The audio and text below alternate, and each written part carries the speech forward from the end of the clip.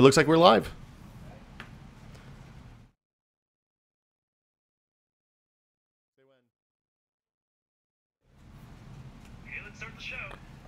It's April 10th, 2014. Welcome to This Is Only a Test, the official podcast of Tested.com.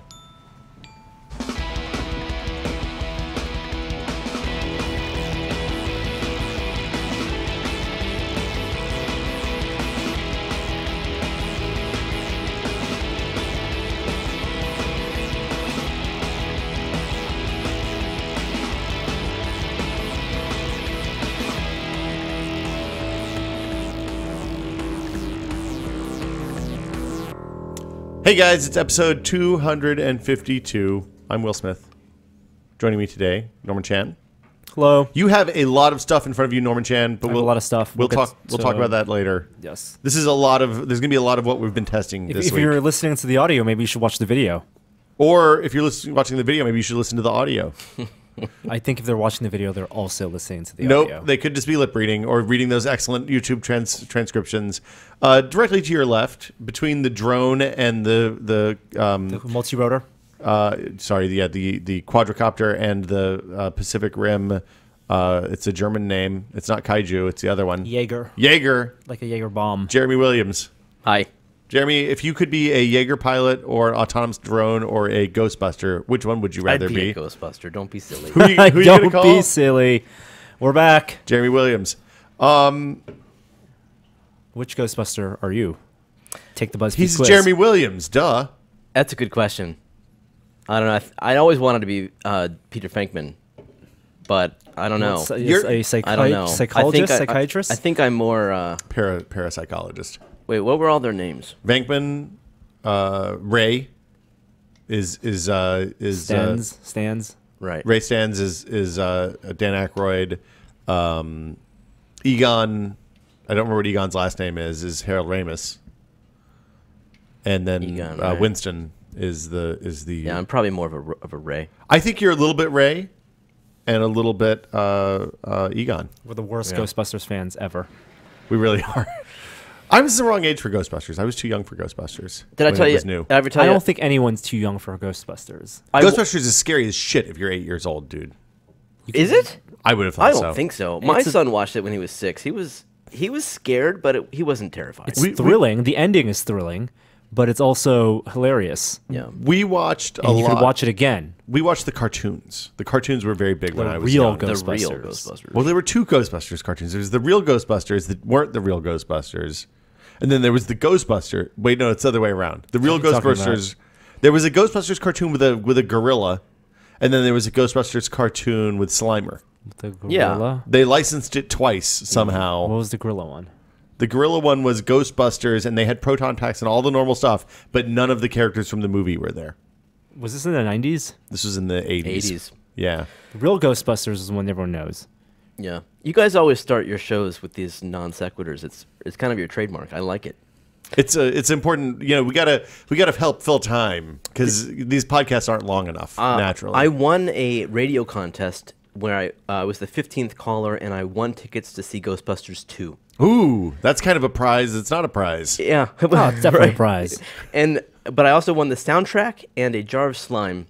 Jar of slime, and precious. I don't remember when the movie came out, but I was young. It's same year as Batman. 88? 89. 89? All right, so I was 15. I couldn't drive yet. And I realized the night of the movie that it was the night of the movie, and we were going to be late. My mom drove us there as fast as she could. We missed the movie, but I got my slime. Oh, that's good. You missed the movie? Missed the movie, yeah. So I ended up watching it on video or something. I don't know. Is this true? Yes. This man has no penis. My Ghostbusters 2 viewing, I saw Ghostbusters 2 and Batman the exact same way. I had gotten poison ivy playing laser tag in the field behind my parents' house at such a high degree of coverage that like I couldn't do stuff in the sun for fear it would lead to permanent scarring or something. Wow. So I saw a lot of movies that summer over the 3 weeks that it took to get better. And Batman and Ghostbusters 2 were like one Friday to the next Friday. I was the itchy Friday. After I was another. the dude at 10:30 on Friday morning, oozing into the seats. There's a It's horrible. fantastic, and we've talked about this very briefly on the Adam podcast. Fantastic film theater company in London based, I believe, that does special screenings of movies, pop culture movies, and make it a whole production event. So people find the tickets, like secret screening or something, and then they wait in line, and the entire, you don't just watch the movie, but the movie is shown, there's a whole experience. So they did it for Brazil, they did it for Ghostbusters, they did it for Watchmen. For Ghostbusters, they watched it inside like this big theater, and then midway through the movie, they had real Ghostbusters come out and fight a giant Stay Puft. That's Marshmallow Man. fantastic. And then at the end became a dance party with the demon as a DJ. Wow. Yeah. Like the Sigourney Weaver demon or No, the the one after. Rick Moranis demon. No. The one that they brought to life. Not the Keymaster or the Gatekeeper. Oh, Gozer. Zool. Gozer. Gozer, Yeah, the Zool's in the Gozerian. second one.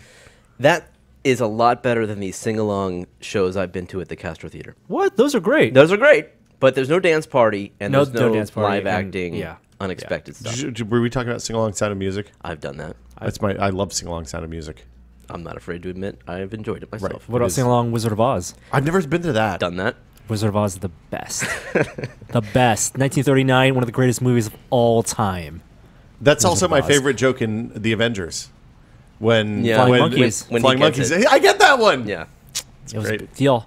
good joke. Except I don't think Captain America would have seen The Wizard of Oz. Of course he would. He's an American. No, it Fuck was yeah. only in theaters for 2 weeks. But they ran it multiple times. It came out every It few came out years. in 1939, and 49 was the first time MGM did a re-release of it. Your trivia knowledge Wow. never ceases to Okay. And then Yeah, 55 is the next time they did that. So you're saying Joss Whedon is a dirty liar? I'm saying that unless Captain America was not a poor kid He wasn't poor in the movies. He was just a scrawny weakling.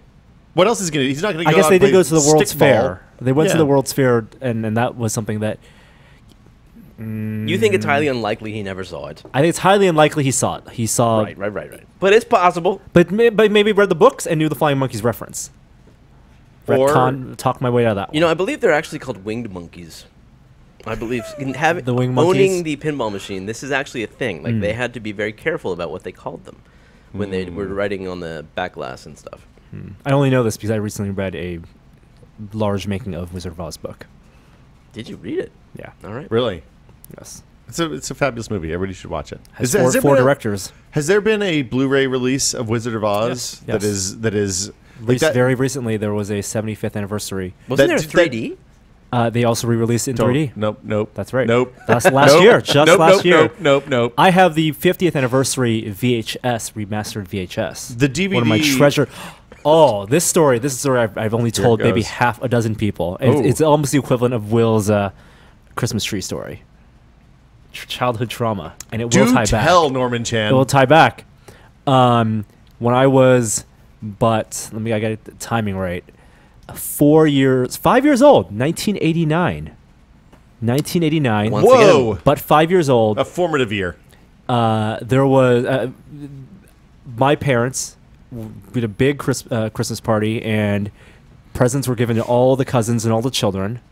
And my mom, because we were cultured, thought it would be best to give every one of my cousins, including Ann and me, a VHS copy of the 50th anniversary of Wizard of Oz, because it's an American classic. Okay. One of my This is- cousins, no one appreciated it. Everyone thought it was junk, because like, why would you want a VHS cassette of an old movie when you could have toys? And you know what was hot shit that year in terms of toys? Furbies. Ghostbusters toys. Oh. And so I received also Ghostbuster toys, including a proton pack. And one of my cousins received nothing but the VHS copy of Wizard of Oz, and I was egged on to trade him. So you to got get two copies and give away my Ghostbusters proton pack, You which are I the- refuse to do. I refuse to do it because fuck that. I wanted the proton pack, and to this day, it is one of my many regrets in life that I was selfish and did not give my cousin, who received no other present than the Wizard of Oz VHS. You have not told this story out of shame. That's why you have not Yeah, shared this this with is more than 10 a people. this is a learning moment. it is a shameful, Yeah. shameful. childhood memory. But it ties back not only to Wizard of Oz and its significance in my life, but to Ghostbusters. You should take that cousin to the sing along Wizard of Oz next time they do it. No. Are you friends? Are you tight, or is it all over? Nah. Like that's the bad cousin. Yeah. Did you go into a life of crime or anything? Well, don't worry about Does he the join cousin. some sort of mafia? Stabs anybody? Is he a good person? Bad person? What's the sitch? Yeah, he went to San Jose State. Oh, so you set him on a wow. You shaped this person's life. It's terrible. Find one on eBay. Give it to him. The proton pack I've searched recently, within the past 2 months. It haunts you. They look terrible. The blue proton packs or the green fake ooze. Your criteria are different now than they were when you were a youth. Then you just wanted to have fun. Now you want something that's screen authentic. Should we talk about technology news? Yeah. Why? Let's talk instead. I accidentally closed my window with my show notes. It's funny, though, because you just did this podcast with where you're talking about your favorite props that you would want to have. Ultimate, most desired. And The list. Proton Pack was never mentioned, I don't believe. Never, because it's something that's very relatively easy to recreate. Oh, I see it. If I were to from the Ghostbusters universe, it would be it wouldn't be a proton pack that I would want. It would be the Ghost Trap. Oh, yeah, word up. Just slidey, yeah. Because for which we did see one of the original ones from Ghostbusters 2 at Comic-Con, I believe 2 years ago. We have a video on the website. That was last year, I think. Ellinger, might have been last year. Brandon Ellinger, who runs a prop store of London in LA. They had one of the original props. And they made several of those ghost traps, some which had wheels for actually sliding, some which didn't. And you can screen match the greeblies they put on them. But yeah, there's a local Ghostbuster chapter. If you want to be a Ghostbuster, all you have to do is build your own proton pack, get your jumpsuit and a patch. So it's totally. Like, I don't know if there are dues, but they do meetups. It's like the Stormtroopers. But you could totally be a Ghostbuster. And we've seen last year we saw a fantastic Ecto One. Dan Emmerich is a member of one of those groups, and they do like charity events and all sorts of stuff. Like they go to kids' hospitals and the whole thing. That's cool. The best part is that you're not pretending to be a character from the movie. You are just a Ghostbuster. Right. Yeah. Well, the nice thing about the Ghostbuster costume, as opposed to like superhero costumes, is that if you don't have the unique body type necessary to wear spandex, It would be it's preferred that you Ghostbusters don't. work. Yeah, you want to be a little pudgy. You know, it kind of helps if you have a little doughiness in the middle. Good point. Yeah. So Ghostbusters is a good costume all around. On to the tech news. David Letterman's retiring. In 2015, David Letterman's retiring. He announced this last week, and it was announced this morning, his replacement. CBS made a big announcement. It would not be Conan O'Brien. Poor Conan. I'm sure TBS is paying him a ton of money. I don't think that's true. But I bet they're paying. I mean, he's in a contract that he is. He seems to have found a place that he's happy. I don't think he would want to go to CBS. Yeah, just to the Late Show. I think the ship on Conan O'Brien at 11:30 on a major network has sailed. However, Colbert is going to replace him. Stephen Colbert. Yeah. I don't know why we're talking about this, but sure. It was on the list. Well, okay, so my initial reaction was, why not Jon Stewart? And I looked into it. I guess Jon Stewart's doing pretty well. Jon Stewart is a Comedy Central staple. He's a pillar. But he's across all networks, apparently. He is the most popular late-night talk show among 18 to 49-year-olds. Yes. For which... for like 9 years. For which Comedy Central can actually sell ads, and which the other networks... Right. Maybe the audience isn't there. Well... Or the audience is too old to be useful for ads. In any case, I mean, the audience, I guess, would follow him, but he's doing just fine. Yeah. And so that's my thought. You're talking ratings-wise, not salary-wise, right, contract-wise. That's what I mean. I imagine that it would sort of be a step down. I mean, as an institution, Daily Show has had several different hosts. Just so a couple, right? Or I guess they had some interim hosts. Yes. But it was a different show kind of before him. And Jon Stewart is, for the past decade, very associated with that show. You can't have Colbert Report without Stephen Colbert. Well, that won't exist anymore. Yeah, that's right. That's the show that won't exist. So the assumption is he will not be in character. Do you agree? Agree. I don't see how he can do that. I don't think you can have an 11 o'clock show, 11:30 show on CBS that is that level of high satire. Biting. Yeah.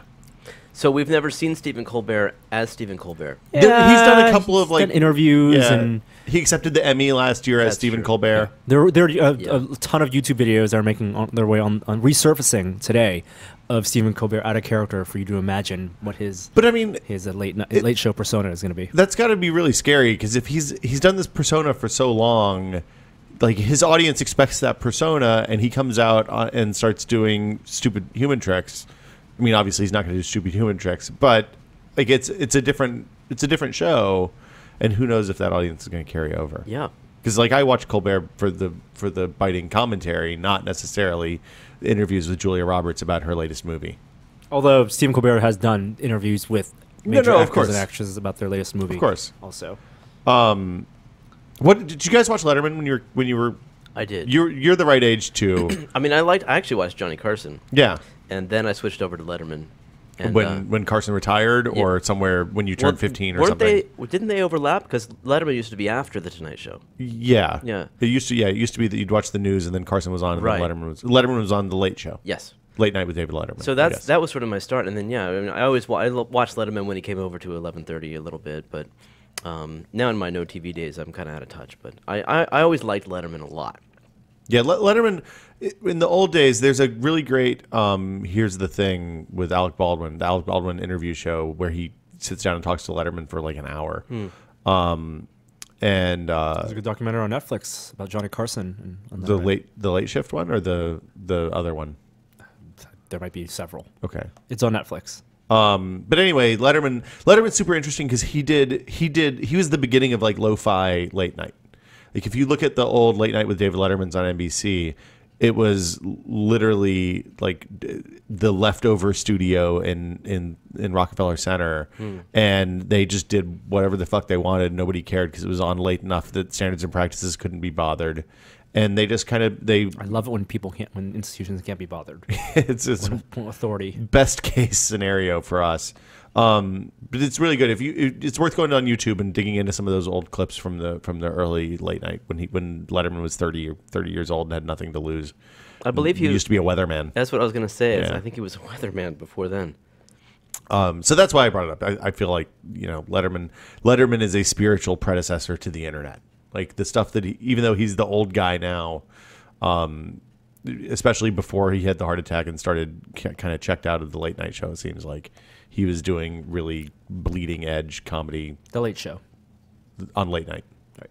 Well, so two shows. Late Night with David Letterman was on NBC until Carson quit and Leno got the Carson job, and Letterman went to the Late Show with David Letterman, which is in the Ed Sullivan Theater in New York. And anyway, so that's Letterman. The rest of the stuff, it wasn't a huge news week. The big story this week is Heartbleed. Do you guys know about Heartbleed? I know I should be worried. Yeah, a little bit. So here's the breakdown on Heartbleed, because we frequently get worried about security vulnerabilities and stuff like that. This one's actually really bad. OpenSSL is a piece of software that's used to secure the connection between your browser and a web server. Well, Or SSL. SSL is. Yes. OpenSSL is a server-side implementation of that protocol, and they had a bug. This is when you go to a website and the Thanks, Jeremy. address bar turns green. Or you get the little lock. padlock up Yeah. there. That means you're on an SSL connection, which means you are secure. In the past, that has meant you are completely safe. So now, this one of the more popular implementations of the SSL protocol on the server side. So that means not the browser, which handles SSL for you on clients, but the sites that you're connecting to, whether it's Pandora or Amazon or your bank or Tested or wherever else, is OpenSSL. It's an open source project. They provide the sockets layer and all that stuff for that. And you basically plug it in, drag it, drop it into your implementation, and all of a sudden you have SSL service. You have to give it a certificate. There was a bug that existed seemingly for about 2 years, just publicized earlier this week, detected a couple months ago, that allows an attacker to access 64 kilobytes of random memory on the server. Yeah, so that doesn't seem that bad until you realize that things like the server's certificates for decrypting all of the SSL traffic are in that, in that you can keep phishing until you get the 64 kilobytes that you want, basically. And since nobody knew about it for a long time and it wasn't fixed until recently, that means that potentially lots and lots of passwords and account information is vulnerable. There are dozens, maybe, probably more than dozens, but dozens of super high profile, very popular sites that you should assume that your password is probably no longer safe on. Scramble the passwords. I guess Yahoo was a big one. Yahoo's big. Google service. You should change your password on Gmail. Is that right? Google. Because I read that they weren't. Google, if there's a Mashable story that lists all the places that are potentially in danger, Google is saying, hey, you don't need to change your password, but we used OpenSSH. We used the OpenSSL implementation that is in question. Okay. So to me, that says you should change your password. Now is the best time to start using a password. Yeah, so if you're changing passwords on all of these sites already, go get LastPass or KeePass or 1Password, depending on, there's a bunch of different services. Those are the three most popular. The one that's best mobile implementation? 1Password. I use 1Password, but I use 1Password because I started using it 2 years ago, and it's what I use now. Do you think they'll start selling it on discount? I was asking. Probably not. What, is that the answer? 1Password? Yeah. There's pros and cons to each of them. I think KeePass is cloud-based. LastPassword, you can save your file in Dropbox, which works really well. Like they all kind of provide the same basic feature set. It basically depends on how much you want to pay and whether you want to pay for a service or whether you want to just pay $50 upfront for the application. They're a little bit expensive in the app world. I feel like I initially thought that. Once I started using it, it's totally worth it. A lot of it depends on whether you use Android or iOS. 1Password is better on iOS and Mac than on Android and Windows. So if you use a Windows machine frequently, 1Password probably isn't the right answer for you. LastPass is good and inexpensive. KeePass, like I said, is a service. I think LastPass is telling you right now, if you're a LastPass user, it tells you which sites you're using that you need to change the password on, which is nice. That's good. Because of this Heartbleed thing. Well, that's cool. The hard part about setting up one of these services is actually going in and changing all of your passwords and typing in all your passwords and getting like the initial startup. And then once you get going, it's super easy. It's worth it. And it's totally worth it in the end run. The other thing that you should do at this point is if you're using stuff that uses two-factor, sites that use two-factor, and that includes pretty much Twitter, Facebook, Google, obviously, Dropbox, Steam, Blizzard, turn on two-factor for everything as you're doing this as well. And what two-factor means is that in addition to having a password to log into your account, you have to have something else as well. So sometimes that's a key that's generated by an application or a text code. Sometimes it's an email. Just use two-factor for all of that stuff. And that'll make you that if you're using two-factor, then this Heartbleed stuff doesn't affect you as much because your password is just one part of what people need to get access to your account. Evildoers. So what is the worst case scenario here? Now that they could have possibly gotten in and gotten the private keys to some of these secure layers, could they use that in the future? Yeah. So there's a couple of things you need to do to protect yourself. You need to make sure that your browser is checking for revoked certificates. So what getting access to the certificates on the server side means is that they're able to essentially decrypt anything that was sent. What was previously a point-to-point connection between you and the server means that anytime you use that certificate, that connection is no longer secure. So by default, Chrome doesn't check for revoked certificates because it's kind of a hassle. You should turn that on. You can do that by going to Tools, Settings, and then it's in Security, I think. Down at the bottom, you have to hit Show Advanced Settings. And when you get down to HTTPS/SSL, just check the box that says check for server certificate revocation. So what that means is if somebody's server was compromised, as I understand it, the way to fix the breach is that they first update their OpenSSL software, then they have to go get a new certificate because the old one is no longer good. Yeah. and revoke the old one. Are those new certificates being provided free of charge? Do you know? I don't think so. Wow. Yeah, so it's potentially really expensive for. I mean, Google's not going to have a problem. Yahoo's not going to have a problem. Yeah. If you're a small company that has a bunch of certificates, you're probably bummed because they're anywhere from $20 to a couple $100 each, depending on who the certificate authority is. So yeah, here's the good news about Heartbleed is, you can look at, as always, triage is the way to handle this. The good news is it seems like none of the major banks were affected because they don't use open software on their SSL stacks. So anybody that was buying a commercial SSL stack, including Microsoft and the banks, seems to be okay.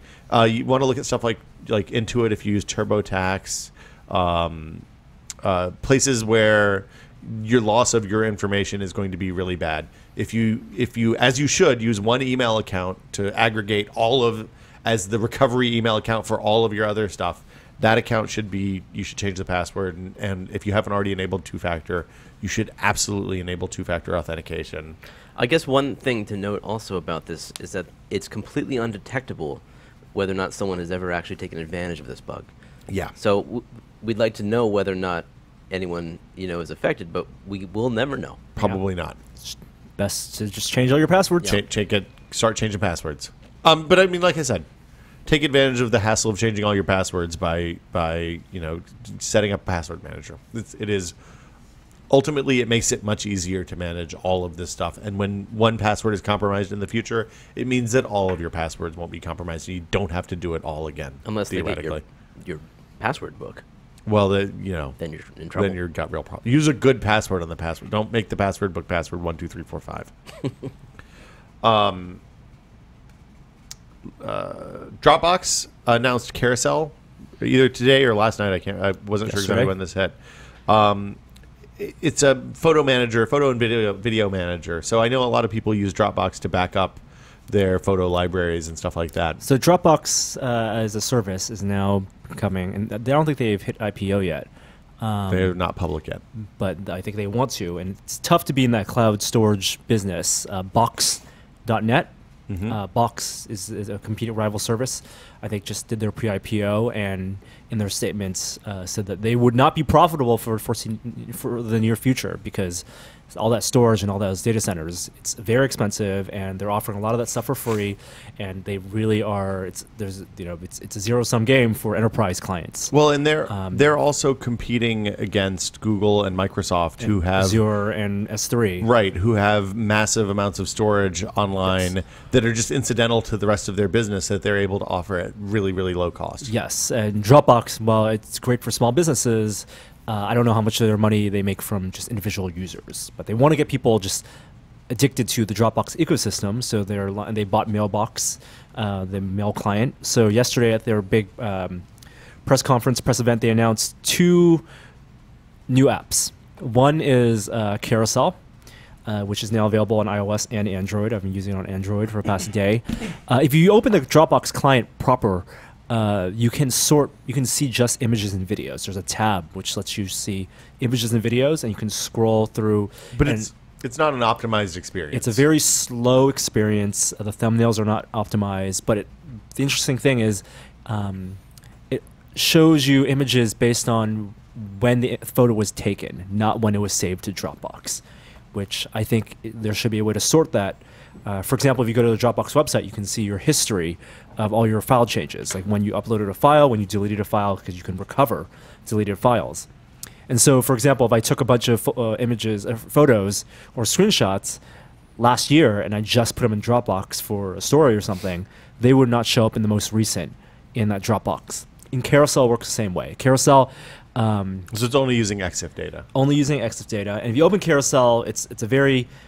contained experience. It's just this photo camera roll. It looks like the iOS camera roll of images and indexes, and it ties in. It's only images stored in your Dropbox, and Dropbox already has had that service where if you plug in a memory card or take a photo on your phone, it'll save that in your Dropbox.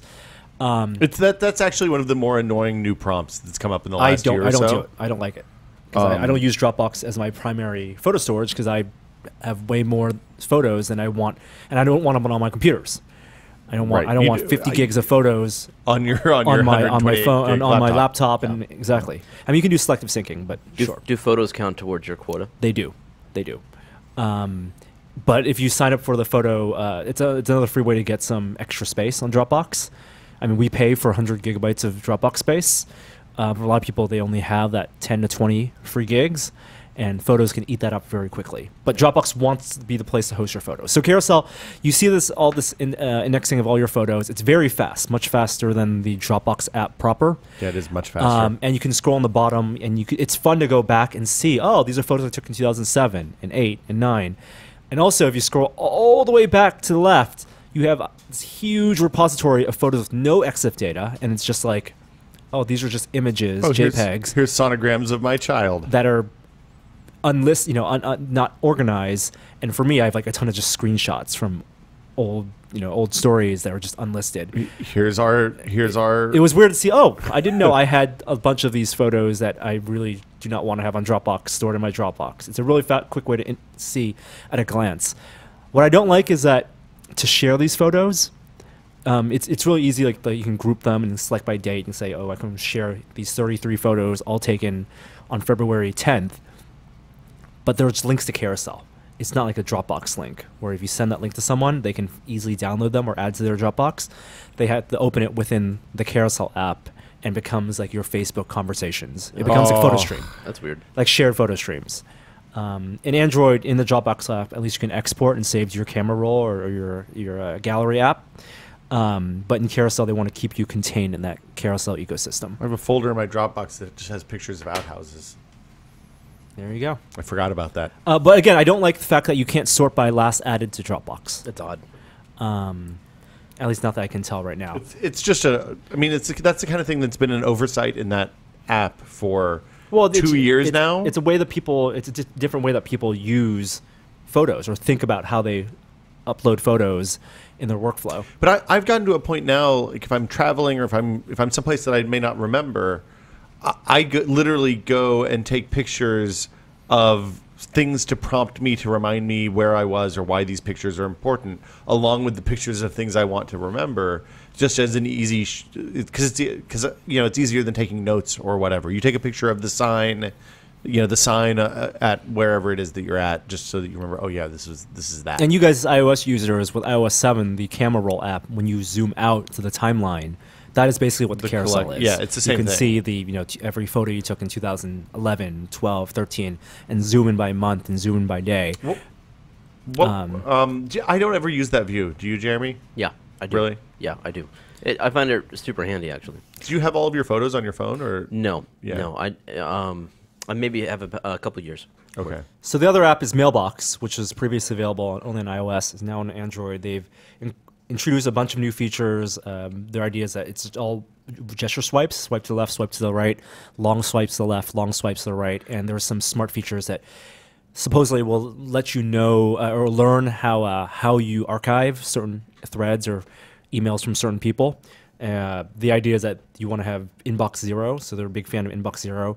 So if I get a lot of emails from Joey, for example, and I want to always postpone those to read them 2 hours after I get them from Joey or at the end of the day, it'll know that emails coming from that email address will only pop up at the end of the day for me. Sorry, Joey. I love Mailbox. I live on it. I didn't like it. I used it for a while, and I kind of fell off. I did too, and then I ended up with it, 1,000 messages in my inbox again, and I was just losing touch with the messages I meant to get back to, Yeah. and I went back to give it another try. And it was right at the time where Apple announced this new push downloads, and so it was a feature they had I wanted to try, and I liked it, and I haven't gone back. I mean, I really dig it. I'm sure I think it's better than Mail on iOS. Yeah, that's but true. Not better than Gmail because it doesn't do the smart sorting. You can't sort by promotions and. No, I don't use that anyway. I turn I it on. love that. That is the best thing about Gmail. So we'll talk about what I've been testing, but I've been testing something like a souped up version of that lately, along with Boxer, which is another souped up mail client for iOS. And I think Boxer takes the stuff that I like about Mailbox and the stuff that I like about Gmail and puts it into one kind of pretty compelling package. Anyway. There's also a Mailbox is going to be available on Mac OS Desktop. That's good desktop, news. and that is a private beta right now. The thing that is cool about it is it basically turns your email into a to-do list. And it allows you to prioritize your list and get those notifications back, get those emails back in your inbox whenever you want. So I that's actually exactly what I didn't like about it. Like I didn't like using the Mailbox as a to-do list because the volume of mail got really unwieldy very quickly. And also, there's a case being made. A lot of people think Inbox Zero is a bad way to do email. I think the constant addressing of email it's unhealthy. Your productivity. I love Inbox Zero, but I address all my emails as they come up, so I don't have to go back to them later. Yeah, see, I tend to defer and look twice a day or 3 times a day rather than looking at them constantly throughout the day. So anyway. I've checked my email a dozen times since we started this podcast. It's good that you're giving it full attention. The other thing about Mailbox is with no desktop client, it was much less useful for me because a lot of the stuff required client access, and I needed to use it on a Mac more often than on a phone. Well, anyway, it is desktop now, right? Yeah. Well, or soon. Yeah. Every time you come here, Jeremy, I look at your iPad Mini black, the space gray. I think it looks better than the white. This is just black. The background space. The backspace gray, but I think the space gray combined with that black is. I like the white iPad. I just go with the black. It's just different because of when I'm watching movies. I want a black curtain, black bezel. It's true, but when I'm reviewing web pages, they're a white background. It's nice. That's clearly an Apple product. Thanks. White, yeah. Do you often get confused? Do people often confuse your iPad for an Nexus 7? Yeah, or a Note, or a Zoom, or a Zoom. Okay, so next, Amazon announced Fire TV last week after we recorded the podcast. I think Tuesday afternoon. We recorded early last week for a multitude of reasons. It was I actually already have it. I've been using it for the last few days. Probably shooting a video next week with it. If everything goes well, we should shoot a video early next week. It's a really kind of compelling. Like I haven't. Okay, so let me tell you. We'll talk about what is your existing, your previous ecosystem. Oh, it's a disaster. I mean, there's one of everything in there except. Did you have a Roku? I had a Roku 2. I didn't get a Roku 3. I used the Roku 3 a little bit. I like the Roku 3. I know you like the Roku 3. Apple TV. Apple TV, boxy box, aging, increasingly busted boxy box, TiVo, Xbox, PS4, Xbox One, PS4. What else? That's interesting. You didn't have an Xbox One last week. No, that's me. That's me. Norm you had one? No. Yeah, I was the one who didn't have the Xbox. No, I didn't last realize. week. I thought neither one of you did. No. Will has both. Will's all next gen. Oh, very It's been cool, next very gen cool, since very cool. launch. Well, somebody has to talk about that stuff. We'll talk about Xbox One in a little bit. I was really pleasantly surprised by the experience with the Amazon TV. Does it deliver on its promise of very fast loading? So I haven't played the game. I haven't played games with it yet. That's the one thing I haven't done yet. My controller hadn't come until yesterday. Loading apps and watching. It seems very fast compared to even like the Apple TV, which is a pretty fast loading device. Instantaneous? Instantaneous. I don't have a high-speed camera at home, so yeah, why not? I don't know. It feels faster than the Boxy box, which is theoretically a much more capable box. It feels faster than the TiVo for sure. It feels faster than the Apple TV and a lot of stuff. It could always be faster. It can always be faster. The thing that I like about it specifically is it seems to combine a lot of the stuff that's good about the Roku in that it has a big open app ecosystem with the kind of performance of the Apple TV. Again, I haven't really used a Roku 3 at length, so that's not really the big deal, though. I mean, the fast start. I mean, everything starts fine. It depends on your internet connection. Are you on Wi-Fi or wired? You hit play. You get your show in a few seconds. It's less few seconds, precious seconds. The big thing was there's intelligent, like it knows what you want to watch, and so when it anticipates, because Amazon's all about anticipating your behavior. When you play a movie, then it just plays. So yeah, when you play a movie on Amazon Instant, there you don't see a little circle that's like we're queuing up now. When you play a movie with Plex, which is essentially a ported over Android app, you do see a hey, we're caching from your local server just a little bit. Is that sort of like what Chrome does with web pages, where if you're sitting at a at a screen where you're about to play a video, it just actually starts buffering it? Or if you, I think it's even more because there's not a whole lot of UI input with anything that uses a D-pad and a select button. I think if you hover over a movie, like if you have the cursor on a movie for a couple of moments, it just goes ahead and starts downloading it. I thought the cool thing was the speech recognition. The speech recognition is fucking rad. I mean, from what I understand, it's actually decent. You know, if you've used an Xbox One, sorry, we're gonna slag on the Xbox One. If you use the Xbox One, like when Gina turns on the TV to watch some TV in the morning, literally the first thing I hear every morning is Xbox, watch TV, Xbox, Xbox, watch TV. Xbox, watch TV. Tourette's. And it is increasingly yelling and angry, and it doesn't work very well. This, you press the hold down the button on the thing, hold it up to your mouth. The thing being the remote control. The remote, yeah. Which, just to be clear, that's a much easier problem to solve. It knows when it should listen to audio. You don't have to prompt from background noise and speech and all the other stuff that happens in the room. But it works really well. You hold down the button, you talk into it, and you say Xbox. Or you don't say Xbox. You say watch. The Brothers Grimm, and the Brothers Grimm comes right. It says, "Did you mean the Brothers Grimm?" And then you just yes, and it goes. And how quickly does it do your speech recognition? As fast as Google Now. Wow. Yeah, that's pretty cool. Like it is. Google Now is the new standard for speech recognition. I think Google Now is the best implementation. This is very close, or if not better. But again, it's searching across a much less complex pool of potential topics as Google Now, because basically all you search is content that's in Amazon Instant Video. How is this presentation of that content? What do you mean? It's super shitty. So that's where the whole thing breaks down. Well, there you go. If you want to, if you know what you're searching for, you can find it instantly. You can find whether it has it or not. If you want to browse, you're fucked. Completely shit out of luck, basically. Oh, that's too bad. It's it's because they want to hide the fact that they do not have the breadth of content that. I don't think that's true. I think it's just because they thought everybody's going to search for stuff. I think that look at Amazon has the data to know how people use the internet more than anybody else. My hunch is that 90% of people, when they want to watch something on Instant Video, just go type it into the fucking search box on Amazon.com. It's like browsing any of these interfaces. They all suck. Look at the App Store. I mean, that's the quintessential huge database of content no one can possibly browse. I wish somebody would figure that out. I don't know if it's a matter of interface or just thinking it through. Well, but that's why it should be App Cafe. People share their recommendations. Right. Yeah. The place that it breaks down with navigating down categories is that what you think is an action game, I might put in an action adventure category, and thus, like, you either have to multiply, you have to put stuff in multiple categories, which gets confusing. But if I'm browsing, I'm not looking for something. I'm typically trying to discover something.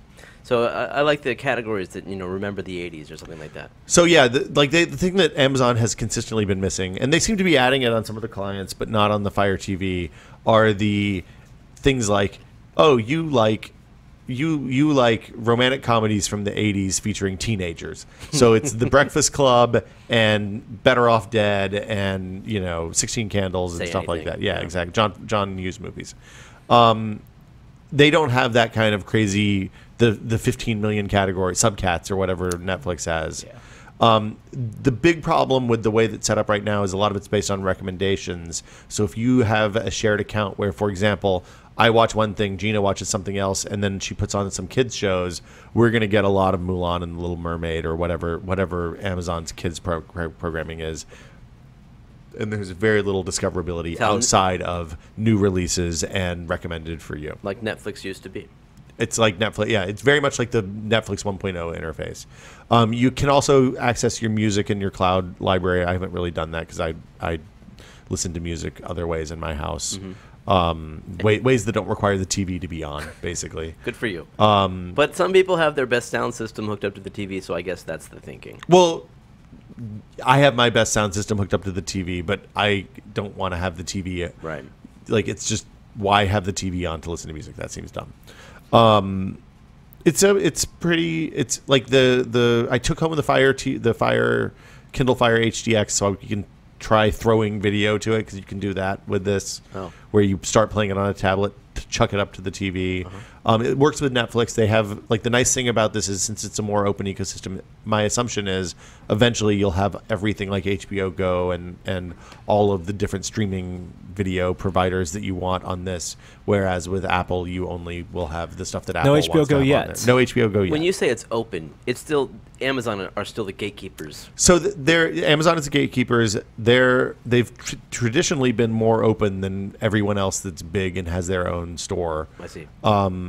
And they'll it seems like it's a relatively, like, looking at the Android app for Plex and this for Plex, they don't seem very different. So now, go ahead. No, I was just going to say, Plex. The Plex implementation seems very similar to the one on the Roku. The big difference is that there's no 5.1 sound on the Fire TV version of Plex right now. I think they're probably going to address that. When I saw the announcement, I said, games. Yeah, that's going to sell this thing. That's the killer app, so to speak. But I don't think so. Well, they did hire. I think neither. They bought the Killer Instinct people, the people who made the Killer Instinct for Xbox One. I got to find out. I think Amazon doesn't think so either. I mean, they hired Kim Swift. From what I could see, they completely undersold the game's capabilities. It was like it's the last bullet point of the feature list. I think they looked at Ouya and said it's not so easy getting games in the living room with an ARM device, with a smartphone. Double Helix. With an HDMI output. I think also they know what the top selling categories are. Right. I mean, they know, they enter markets because they know what people are buying and paying money for, and they know X number of people will buy exactly $100 set-top boxes for Netflix and other stuff. They have the biggest advertising space, retail space on the internet, and so this, people buying Rokus on Amazon will now be pushed to buy Fire TVs on Amazon. But just from a games perspective, I mean, the game's success on Apple's platforms, the handheld platforms, has been unbelievable. Where is the success on any any $100 set-top box? No, I understand. But of course, the thinking is eventually Apple will release a Apple TV that includes game support, and the games for iOS or controllers for iOS, implementation that they have for the iPad right now could potentially apply to the future Apple TV as well, where you have a gamepad that interacts with an app store on the TV, where you're downloading Angry Birds and everything, and you're playing them on your TV or your iPad, right? So I was thinking, as soon as Apple does that, it's gangbusters. They're going to own the TV video game space. I think the way the smarter way to do this, and the way Apple's done it, and the way Amazon's doing it too, is to say, look, we have a media box. It's $100. It's what you're paying for a media box already. Also, we have a real controller that you can play games. Unfortunately, the controller, I just got mine last night, so I took it out of the box and moved the D-pad and then went to dinner with some family members. The controller feels super shitty. Not Ouya shitty, which is a real low, the Ouya controller is real bad. This doesn't seem quite as bad. Like I said, I haven't really used it yet. I was not impressed at first impressions. So I'm going to spend some time with it this weekend. We'll shoot a video next week and talk more about it, the game stuff. I think there's only one Fire TV native game right now, and that's a shooter made by the Double Helix people. I think that they're taking the super long view on games on these kind of living room things and saying, no, look, we're not going to go up against Xbox and Microsoft and Sony on this, or even Nintendo. This is a thing that is available. When you buy the controller, you get a free game and $15 or $10 store credit or whatever. So it's a $60 controller that you get for $45 plus some credit.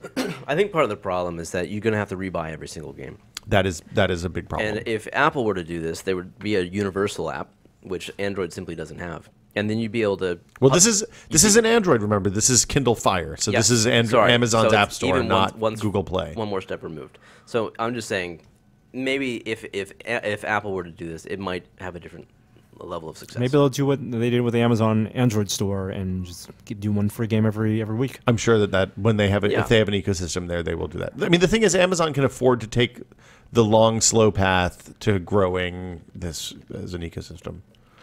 Amazon also announced another service last week. The Dash? Amazon Dash. This looks grocery great. shopping. It's not just great, it's everything shopping. It's a little dongle with a barcode reader. Oh, I want one of those. Invite only. Sorry. I know. We don't have one. It's just it's not only invite only, it's invite only for people that are in the Amazon Fresh betas. So yes. So you have to be Amazon Fresh is in several cities in the Bay Area. San Francisco, LA, and Seattle. Seattle. $100 a year or more? $2.99. $300 a year. $300 a year for Yes. Fresh, and they will deliver your groceries, but you're paying $300 in delivery fees. Same day delivery. Google now is same day or next Google, morning. Google Shopping Express will do a similar thing for same delivery with a $5 per shipment. Yeah, so I think So if you do it 60 times once a week, then Amazon Fresh works out for you. well, I think you think about it in the way you do groceries. You probably eat out more than for example, I do. On the way back from yes, probably more than you do. Okay, so we stop at the grocery store easily twice a week. So, if this saves 2 stops a week at the grocery store, which with the baby getting in and out of the car seat is an extra 20 minutes, basically. I think it makes less sense for people who live in densely populated areas where there are more shopping options within short walking distance. I think that's true. Than for rural areas where it takes 10, 15 minutes to get to the grocery store. I think you mean suburban areas. Suburban areas, sure. Because rural areas, it'll take an hour to get to the grocery store. Yes. When we lived in the country, we went to the grocery store once a week. That was it. And it was, if you didn't put it on the list, you were just fucked until next week. No. So the idea with Dash is that you have this little scanner, you can scan the items that you need replaced, and then they will deliver them. Well, they go into your cart. They go into your cart. They go into your cart. Yeah. Yes. But so it's interesting because you can scan the barcode and it'll get you exactly that thing. Or you can say, I want apples or Fuji apples or Gala apples or whatever, and it will get you that specific thing too.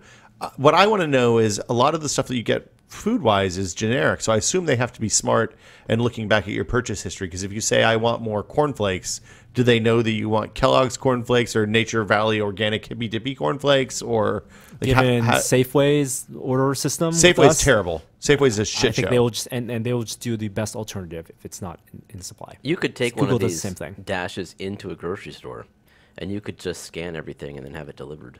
That is true. Absolutely true. Yes, if you didn't want to load up the groceries in your car and have someone instead bring it to your door, you could do that. Yes. Or if you were just walking down the street and you needed something later on, you'd want to carry it. Yep. That is the laziest thing I've ever heard. You just get people coming out of the grocery store and scan their groceries. That looks good. Or you could just pay someone to go to the grocery store, scan stuff for you. It doesn't even need to be at the grocery store. Anywhere. Someone's house. Yeah. Oh, these cookies are wonderful. Can I see the box? I'm getting them later today. Honestly, you could even just curate a page of, you could get Will Smith's groceries, and I post all the barcodes for all the stuff that I bought that week, and then people can get the same thing as me. That's so sad. Yeah. So sad. I see the value of not going to the grocery store, but the thing about the grocery store for me is if they're not going to deliver groceries of a quality that I want, that I'll get by going to the real grocery store, like if I get shitty busted up produce or a weird shaped head of lettuce or whatever, I'm not going to bother with delivery groceries. I'll just go to the store. Yeah. Well, I guess you could certainly use this for things that aren't produce. Staples, bulk stuff, Cokes. I would not trust someone to buy my avocados for me. Yeah. I'm going to go ahead and tell you, when we had Webvan, remember Webvan? Yeah.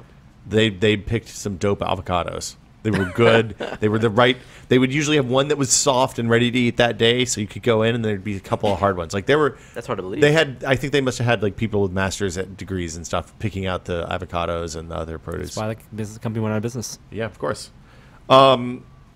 Should we talk about a bunch of stuff? Is Dash free if you get invited, or do you have to pay for it? It is free. Okay. Right? Yes. Yeah. They said you could give it to the kids. It'll be fun for them, which seems like a terrible idea. Buy more stuff. Oh, I love these cookies. So many cookies. How many cookies do you want? 300. So It looks like at Google I/O, Google might also be announcing its own set-top TV interface. Android TV? The Verge received This is the third time! documents and photos, screenshots of this interface, which looks just like your Roku, just like your Google your TV? Amazon TV. Chromecast? Does not look like the Google TV. Is not similar to the Chromecast. Okay. I bet you can cast to it, maybe though.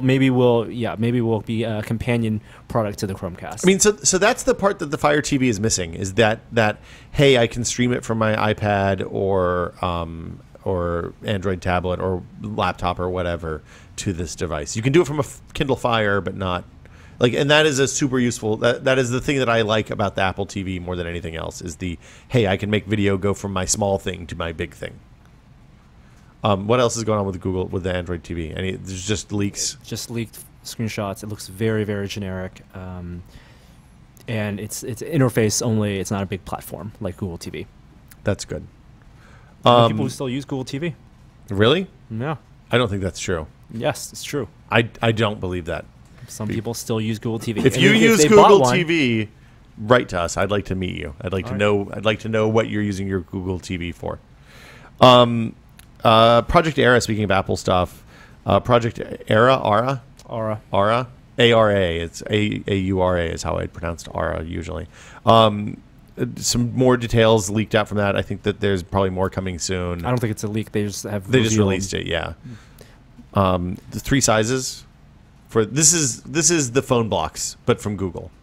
So this is a modular phone design where you buy a chassis with a spine and then connect modules for things like processor, memory, storage, camera, Wi-Fi, Bluetooth, thermal imaging camera, all sorts. So you can build a custom phone, basically. Their developer conference, the first Ara developer conference, is next week, and we'll be there. So we'll see. A lot of stuff has come out of the Apple Samsung do-over / damages trial. A lot of memos from between Steve Jobs and other people.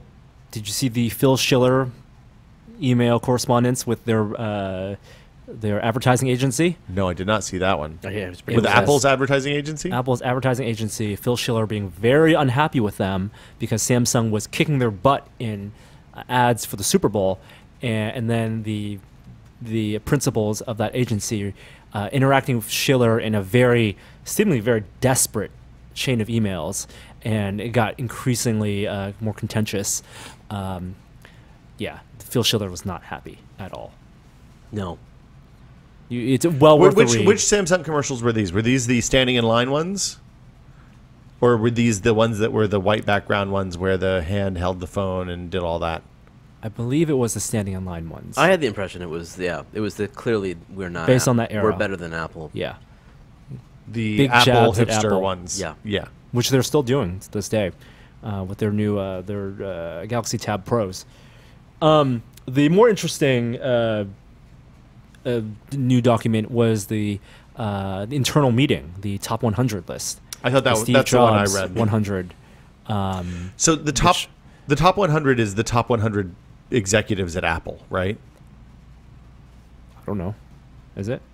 I don't know. It's a lot of executives. But the email was a list of priorities and ideas for the company. For the presentations. Yeah. So it was a internal meeting that started with "Do not forward," which is a great way to start reading an email from Steve Jobs. But it was his notes, and it was the itinerary for basically not a keynote, but an internal keynote. And it has lots of, all these emails make Apple seem that much more vulnerable and human, because there's a lot of like projecting forward and things that need to address, things that they knew the iPhone was lacking in, notifications, and how they were gonna their strategy of leaping forward, of not only meeting. Matching and exceeding. but leapfrogging, which you could argue, like for maps did not work out so well. They did not leapfrog. For multitasking, I think they did okay. I think in fact, actually, when you look at somebody posted something last night that showed the iPhone 5, the battery evolution of the iPhone from launch in 2007 till now, and they've only gone up with like 12% capacity or something like that, with much more capable processors, much faster, more storage, more capable cameras, all that stuff, higher resolution screen, and maintain the same battery life with essentially the same, just slightly larger batteries, which is not like that. That is a testament to multitasking working well for them. I like the very bottom of the itinerary. The very last thing to talk about, Apple Retail, Ron Johnson. Yes. Ron Johnson, who no longer works there. And he's the one who went to JCPenney, right? Yep. And then left JCPenney. I think that this Apple Samsung trial might ultimately be more damaging to Apple, even if they win, because of all the information that's leaking out about how Apple works inside. Like, this is stuff that we have that you've never seen before about how I don't their know how internal damaging process that's going works. to be. Well, okay, it lifts the veil of secrecy that has surrounded that company for 20 years. That's the thing I would say. There's a bunch of iPhone 6 rumors that hit this week. We don't usually talk about rumors, but these seem they're worth discussing briefly. Ming Chi Kuo, who's an analyst for KGI Securities, has had pretty reliable information from supply chain stuff, and seems like he has iPhone 6 rumors, including the design overhaul that we expect will be a thinner phone with a full screen, no bezel display, basically. A8 processor, 2 or 3 gigs of RAM. 1 gig of RAM versus 2 or 3 gigs of RAM on competitive devices, and NFC. So bigger size as well. Two screen sizes, no? 2 screen sizes. A flagship, the main iPhone 6 will be a 4.7-inch panel, higher resolution as well. Yeah. I don't know if I believe higher resolution. And then there was that other timeline that got leaked, where it looked like there were 2 dates for the new phones. That the 4.7, is that the smaller one? That's the bigger one, I think. 4.7 would have to be bigger. I should find this. I assume that they'll stay the same. There'll be one that remains the same size. Yeah, but it looked like there were 2 dates for that there would be 2 new phones, and that they'd be offset release dates. Let me find the Oh, sorry, you're right. The phablet is the phone/tablet. The Samsung Note competitor will be larger, 5.5-inch display, right, and 1920 by 1080 resolution. I don't know that I believe that there's. I don't know that iOS currently is going to support other resolutions. Yeah, no, that would be harsh for the developer community. Or at least other pixel densities. Well, pixel densities, I think I think that they'll stick with the multiples of the original resolutions. Norm had a great idea about what the exact size might be. Like, if you take the pixel density of one of the new iPads, and you just cut out the size of the iPhone from it. Yeah. Then, or you cut out the number of pixels that are in an iPhone. Right. It's 5 inches. Then you have the size of the iPhone. Yes. Yeah. That's still not 1080 or not 720p. It's not right for a 5-inch phone. Very scary. Is that right? Yeah. Because the iPhone right now is not 720p. Yeah. It's 1136 by 640. Well, that's true. Yeah. I don't know what you do. I don't think 720p matters on phones. Sure. Depends on the size of the If it's a 5-inch phone and you're going into you're going to AT&T or Verizon, guess what? People are going to ask questions about. I'm going to go ahead and tell you, if you walk into a Verizon or AT&T store and the iPhone and iPad are there, they don't have the resolution on the card. Oh no, but the commercials are going to rail on that. And people are very. That's been the case for a long time, and it hasn't. And it would be even worse if you're talking about a new phone in 2014. That's 5 inches. That's 1136 by 640. Samsung is going to laugh its way to the bank. A 5-inch phone, it makes a difference. A 4-inch phone, it doesn't. They're also saying sapphire glass instead of crystal, which aligns with the company that makes the sapphire glass that covers the lens cover on the back of the iPhone, currently ramping up production to make larger chunks of glass. Do we want to talk about Greg Christie leaving Apple while we're talking about Apple stuff? Okay, that's it. Greg Christie, who's the Apple human interface guy, has left Apple. Or is leaving Apple. He butt heads with Johnny Ive. Well, that's or not. Scenes. Yeah, I mean, or he's retiring at the end of the year. He's retiring, right? Right. He's been there for 20 years. He gets a watch and doomed. He gets a watch. He gets an iWatch. $3,000 watch. Yeah, here's your iWatch. Comcast is presented arguments to the federal government that argues that the TWC merger isn't removing competition because they're comparing themselves to pretty much everyone else that delivers video over the internet or cable waves and or internet and or phone. So they are not looking at their overall market share among other ISPs and cable providers. They're looking at their overall market share compared to sites such as Netflix, iTunes, YouTube, and internet providers such as AT&T Wireless, Verizon Wireless, T-Mobile, Sprint, as well as all the other cable and TV and internet providers. This is really bad. Hopefully the Comcast TWC merger doesn't happen. The French, this is good. I like this. French employers and the labor unions have agreed to ban after-hours email for managers. What? Yes. Why? Bullshit. No work-related email after hours for managers. To their employees. No. Managers aren't allowed to check email after hours. Bullshit, bullshit, bullshit. Why is this bullshit, Norm? You don't think it's a true story, or you think this is a bad idea? I think it's a bad idea. And why ban the managers from using email after work? Well, after 6 p.m. The French have a long history of maintaining a healthy work-life balance. I think that's individual responsibility. Someone's being overworked. Right. That's not the government to regulate. Norm, are you a Republican?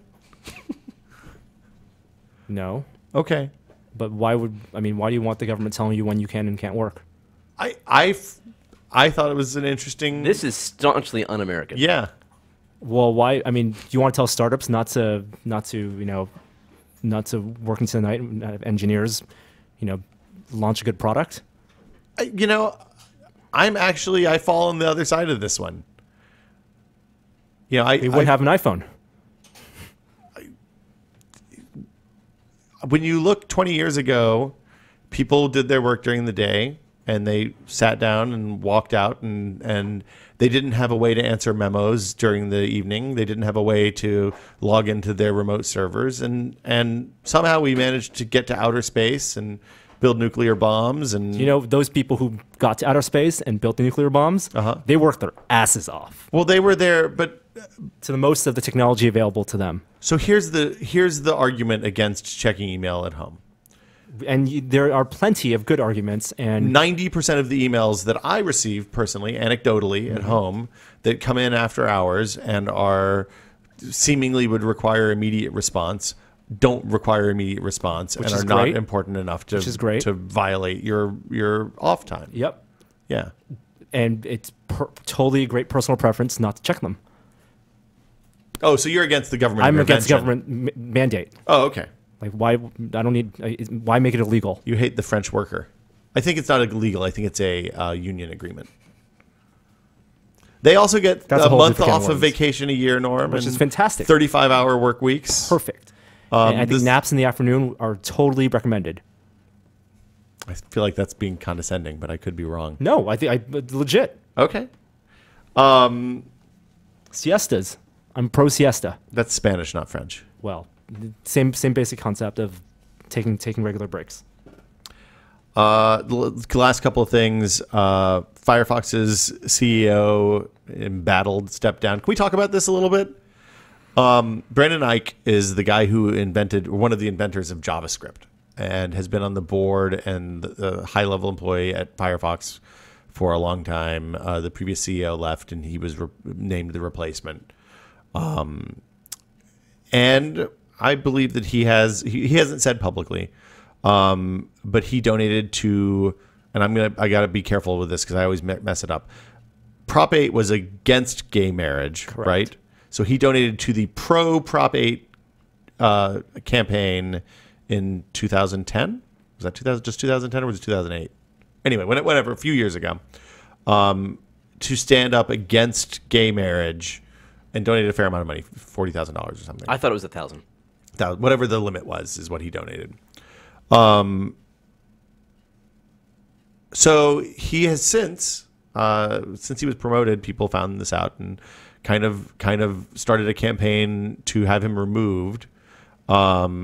He kind of acknowledged it, and then seemed like he was going to say, "Yeah, I this is why I did. This is why I did. This is why." Never actually said that, and then just stepped down after a lot of criticism on the internet. And I see both sides of this, right? One side is that Mozilla is an organization that promotes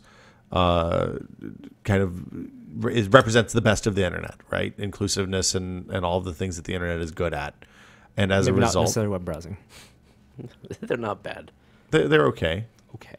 They're definitely better than some other major market browsers. They help bring us to where we are today. Yes. And that having someone who supported something that was against equality is not necessarily a good representative for that organization.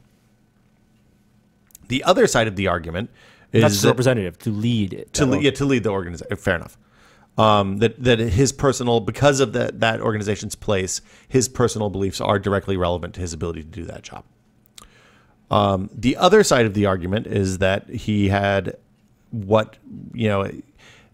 he supported an initiative that gained 48% of the popular vote, and because he fell on the wrong side of that, he was run out of town on a rail. Now, I am and always have been pro gay marriage, but I don't think that having an internet rabble come after you and like that is having a. I think regardless of the top issue of marriage equality or not, the fact that the internet, the lynch mob, had an effect is what's troubling to some people. That's what worries me. Yes, because regardless of which side of the issue you fall on, because it could have easily been the other way. You mean the issue, or like had yes? Like if popular consensus was the other way around. Yes. Are we going to start going after people who express unpopular opinions as a culture? And I think is incredibly unhealthy. Well, I don't know. I think that this issue is sort of past that point. It's as if he donated $1,000 to keep black people from being married. Oh, would we have allowed him to be the CEO of the company? I would hope not. I would hope that and it's not that we have that power. The board has that power. Right. And they realized that he could not lead after this circumstance. And I think they're probably right. No one would have given him the respect that the he circumstance needed. was brought up. Yeah. Was out of his. The circumstance initially was in his control, but then was brought up. So maybe the board just did a poor job electing him. Well, I mean, initially, the other way, the correct way to. He also didn't handle this himself very well through this whole thing. Had he come out and said, "Look, I made a mistake," that is one thing. I realized that what I did then was wrong. I mean, theoretically, you would hope that he believes that rather than is just saying it.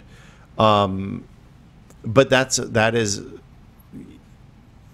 just not saying anything, and not either defending his previous beliefs or statements and just trudging on.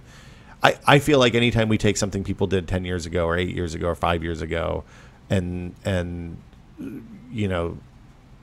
at face value. I mean, yeah, like I said, I really see both sides of it. I don't like lynch mobs as a general rule. I feel like nothing good comes of lynch mobs. I do think that he probably, if this had never happened, if he'd never made that donation and it had never gotten out, that he'd probably be a great CEO. He's a super smart guy. Yeah. And he was a major part of the DNA of that company. And of the internet as a whole. Yeah. Like, if you look at the modern web design that relies heavily on JavaScript, that all came out of him saying, hey, we need an interpreted language that we can run on browsers. Yeah. So in the end, it's probably a loss. Right. It's not often that we see people in CEO and leadership roles that have technical chops of that level. Right. And it's unfortunate that his political or religious beliefs have stopped that from happening. Because if we end up with a business guy in that seat, we all lose. And I just think as a whole, we need to be really careful about that kind of, frontier justice on the internet. It is ultimately really unhealthy and scary and against the inclusive nature of the internet. So, but I guess what I'm saying is by hunting him down and making him the monster, we ourselves turned out to be the monsters. Don't be a dick. Norman Chan says it. Will Wheaton agrees. Oh my God. Well, let's not talk about that. Hey, Will Wheaton, you want to support Tabletop? He's looking for money. Of course he's looking. I mean, shit on the internet is not free to produce. No. And I absolutely agree. I will tell you a secret. YouTube, you don't, even if you have shitloads of traffic on YouTube, you're not going to get that much money. Is he doing a They're doing a Kickstarter? Kickstarter for Tabletop. Oh yeah, Indiegogo. Indiegogo, $500,000 for new season 3 of Tabletop, which I think is the proper way of using that initial Google seeding money. So this is a little bit behind the curtain, but a couple years ago, Google gave a ton of money away. Well, they gave it as advances on advertising. Yeah. Which now they don't even care about. They are not even looking for that money back with the new deals. But up to $1 million. I think some of these channels even got $2 million to produce new shows. And so from that, and it's great that we got Geek and Sundry, Felicia Day's channel, which Tabletop premiered was one of the launch channels. And we have that channel because Google seeded this money. And it's flourishing. Well, just to be clear, I mean, they could have gone and gotten money elsewhere, but it would have not had as favorable terms. Exactly. Or they would have had to cede ownership. The same rules always. Channels such as Nerdist, Geek and Sundry, some of the channels that we work with were created as a result of that. Even IGN, they had their Start channel. They had some shows that came out of that. And the second year, Google, reviewed the traffic and the success of those channels, and it was all to make YouTube a viable alternative in terms of consuming video over TV, and they've largely succeeded, I think. They wanted long form, more produced content on YouTube. Yeah, changed not only the type of content, but the way people were watching content on YouTube, the behaviors, and now we have lots of channels doing great 5 or 7 shows a week, and people of all ages going home and watching YouTube channels at night as opposed to turning on their TVs. I think it's a success. Does Roku 3 have a YouTube channel, by the way? It does now, finally. Okay.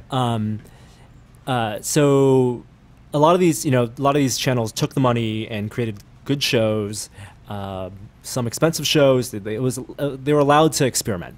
And Will Wheaton's show Tabletop was very popular in the tabletop community. He's kind of taken it upon himself to champion the board game movement. I think it was a right place at the right time kind of move. Well, and as a result of that show and the sponsorship thereof, there are German-style board games in Target now. Like, you can go buy a copy of Catan or Carcassonne. It definitely contributed to that, the popularity. Riding a good wave at the right time. But those shows aren't easy to produce. They're not cheap to produce. And there's travel costs, and you got to have a bunch of cameras and producers and all that. It's all the stuff, all the problem of doing live sports. And $1 million, while it sounds like a lot of money, is not. I mean, it's pennies compared to what network television produce their shows with. Even when we're talking about reality shows, and they're only producing enough for 20 minutes a week. In some cases, for half-hour shows, 22 minutes. Are people pissed off at Will Wheaton because of the tabletop? No, I don't think people are pissed off. I'm just saying. So Will Wheaton's asked for $500,000 for another season of Tabletop, and I think more power to him. I just think that's a lot of money to ask. Well, what's he bringing in with advertising right now? I mean, it seems like because now he's past. There are no advertisers. But isn't he past the point where he's reimbursed Google? No, or no? I don't think so. I think that's one of the reasons that Google didn't pay for.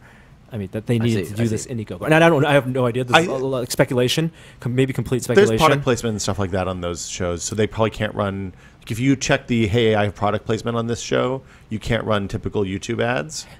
From our experience, the money you make on YouTube is not a lot compared to what advertising dollars would bring on dedicated if you ran your own web ad channel. or definitely not as much as on TV. There's a reason the most successful YouTube channels are a dude sitting in front of a green screen talking to a camera. It's relatively easy to produce, right? Compared to when you have multiple cameras and a lot of editing required. My hope is that Tabletop Season 3 is going to be a much better produced show than past seasons of Tabletop. Well, because if you look at the scale of this, that show, if they're going to take money from viewers and get direct money and produce at an average cost of $33,000 on an episode. I mean, with all that base cost, and they have like sets already built. That's a lot of money. Is he hiring people? Like, are there people that are going to be full-time employed as a result of this? It was not. So if you compare this to like Roman, past Kickstarters for media and a lot of sites like the patronage sites, which and the like Patreon and all that stuff. Yeah, Patreon. That's what I'm thinking of, where the people list out what this money will go toward. I don't think it's as transparent as some of the other crowdsourced shows in terms of like this money will go toward hiring X number of people, give them health insurance, and doing this and this and this. It was this money will get you 15 episodes of Tabletop, which I think is great, and I would love to see more of that. I just think that doing the math, it's a lot of money. I mean, but you think about it, it's a four-person show, and if he's in town and two of the other people have to be flown in each episode, that's 30 people times hotel and flights are minimum of $300 or $400. Like, it adds up really fast. Then is it a viable show then? Well, then you got to think of it that way. I mean, here's the thing: is if be people smart about the costs. If people are willing to pay for it, yes, then it's a viable show. Yes. And the neat thing about the world in which we live today is that I love board games, and if I want to watch a show with famous people playing board games, I can put my $10 in to make that happen. That is a show that wouldn't exist if I couldn't do that, right? Which is a good thing. The other thing is he's on Indiegogo, so even though the goal was $500,000, he's going to get all the money. They get the money even if they don't hit it, which is probably why they did Indiegogo instead of Kickstarter. I mean, they've passed $500,000. Yeah. Oh, they have? Yeah. I think the stretch goal of $750,000 will get you 5 more episodes. To contrast, that's like if you look at Veronica's show, Sword and Laser, which is a much more straightforward production and a much simpler production and doesn't require a massive live crew to produce. How much did they request to do I think season? they were looking for like $50,000. I can't remember. Yeah. And I think these people who produce these shows should be paid for their work. Of course. And should be paid fairly. She asked for $20,000 and got $450 almost. Right. A $450? No, got $50. Okay. So she asked for $20,000 to do a 2-person, and there's travel involved in that. But a season, I mean, there actually wasn't travel involved in that. No, they had to fly Tom Merritt up. Oh, right. But they shot everything on a weekend. Yes. So they shot a whole season on a weekend. Whereas with Tabletop, I'm sure they're shooting it as they have people available. Yeah. And also, instead of having 3 people working on the set, they probably have 8. Because they have a couple of sound people and they have multiple cameras and all sorts. Like it's a complex. It's essentially the same as shooting a poker show, I would think. Yes. So it's all the same stuff applies. I think internet video production is still figuring itself out. Yes. And I see these two opposites where Veronica's asking for $20,000 and other shows cost $500, and that's wow. That took me aback. Well, but still, 500 is less than probably a season of. I mean, I would assume that that's comparable to an episode of Big Brother or Survivor or something like that. As somebody who just did a Kickstarter for something a lot of people probably don't understand where all the money goes towards, I do have some sensitivity towards assuming that they're running off to the bank. I don't think they're running off to the bank or wasting money or no. I don't think it's a waste of money. My hope is that for that much money, you're going to get a good show. Well, and I also like your point about transparency is good. Like the thing I loved about Roman Mars's Kickstarter for the 4th season of 99% Invisible is that he said, look, if we get to this point, everybody gets health insurance that works on this show. If we get to this point, we hire an extra producer. If we get to this point, we're going to go weekly. Like that kind of stuff is super good and makes everybody involved feel better about giving money. And as they said, hey, like the staff gets health insurance if we do this. People changed their donation. People changed the amount that they had pledged after that, and that's a real testament to the value of transparency. So, the last piece of news is that for one day soon, the Google Glass Explorer program will be open to anyone who wants to buy the glasses. Is when the barges come in? I don't think it's when the barges come in. Maybe. Every time I think, oh, I should wear Google Glass today. We're doing something interesting. I have to decide if I want to be the guy walking around wearing Google Glass. Like I feel like the ship has probably sailed on glass, at least until it becomes very inexpensive and everybody has the opportunity to buy it, and it does something more useful and the camera's better. Should we talk about what we've been testing? Norm, Jeremy? Yeah. Norm, you ready for what we've been testing? Yes. That's why I'm here.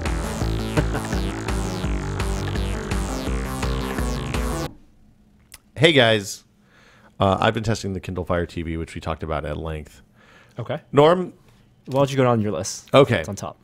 Whoa, oh God, I hit the wrong button. No. Testing the soundboard. The soundboard is crazy here. Kindle Fire TV will have a video next week. I think said everything I'm going to say about that so far. I got a baking steel in. That's a good chart. That's the Jeremy table. showed So me he the added distribution. that. That's new. Maybe I don't think Or maybe maybe I that's just didn't get new, down but that far. I just think that's not Granular enough? granular enough. Like 45% for production. We're looking at the what's this money being used for Yes. pie For the- chart for tabletop Yeah. on Indiegogo. 10% for marketing. Partnership fees and marketing. Yep. Wow, that's Yeah. expensive. Partnership fees. What does that even mean? Fulfillment and taxes 20%.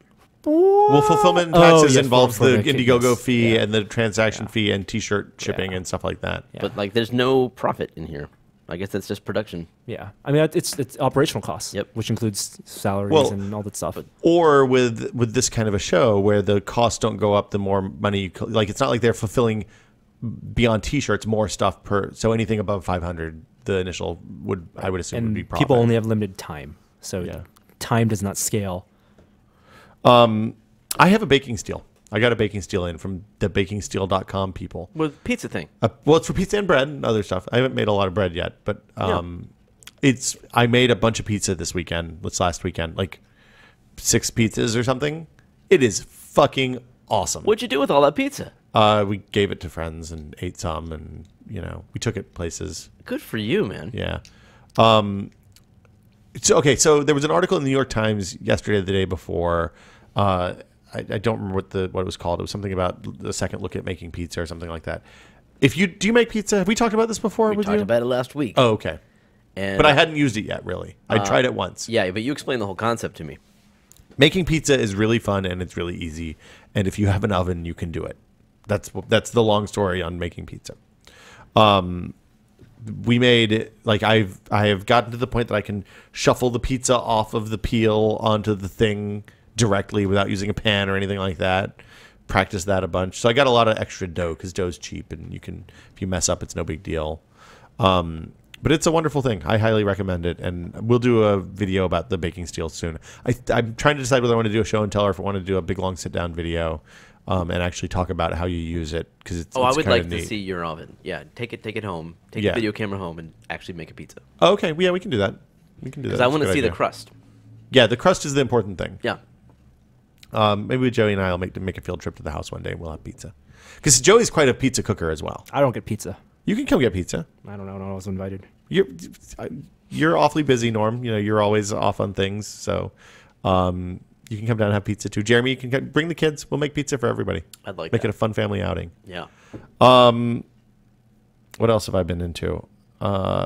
It's heavy. It's really heavy. It's like 18, 20 pounds. Wow. And it's very thin and long, so it's a real unwieldy size.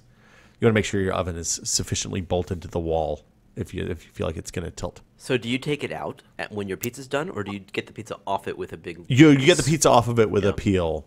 Okay. And then usually I take it out after we're done cooking because you want to knock the flour and stuff off of it or else it makes a horrible burning smell. Okay.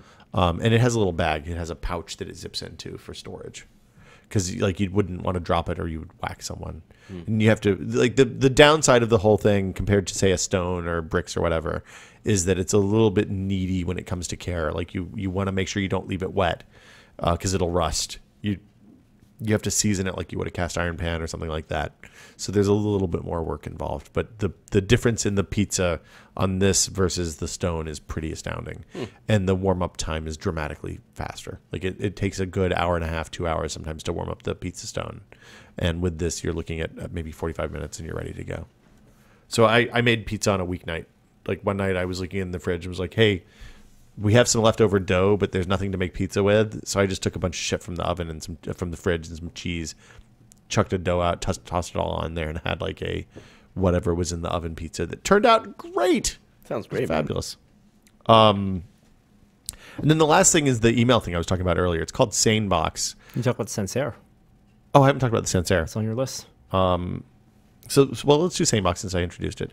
Sandbox is an email service that looks at your behavior in email. You hook it up to your email on the server side, and I have a post about this going up tomorrow. You hook it up to your email on the server side, and it looks at how you use email. It looks at the emails you open quickly after they arrive. Like if I get an email from Norm, that usually means it's something important. I open that and see what it is.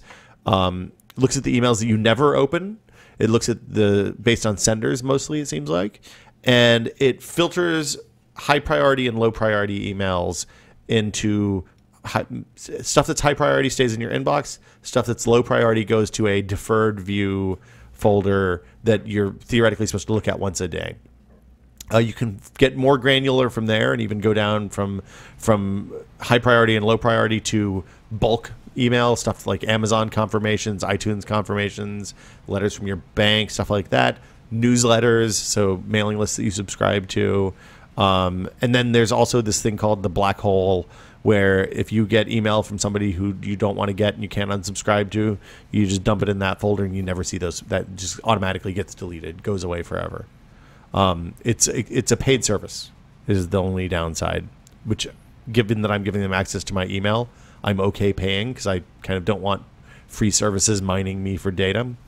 But it's $99 a year, which is, I think, a little price. Like I would like $5 a month. Seems about right for the service.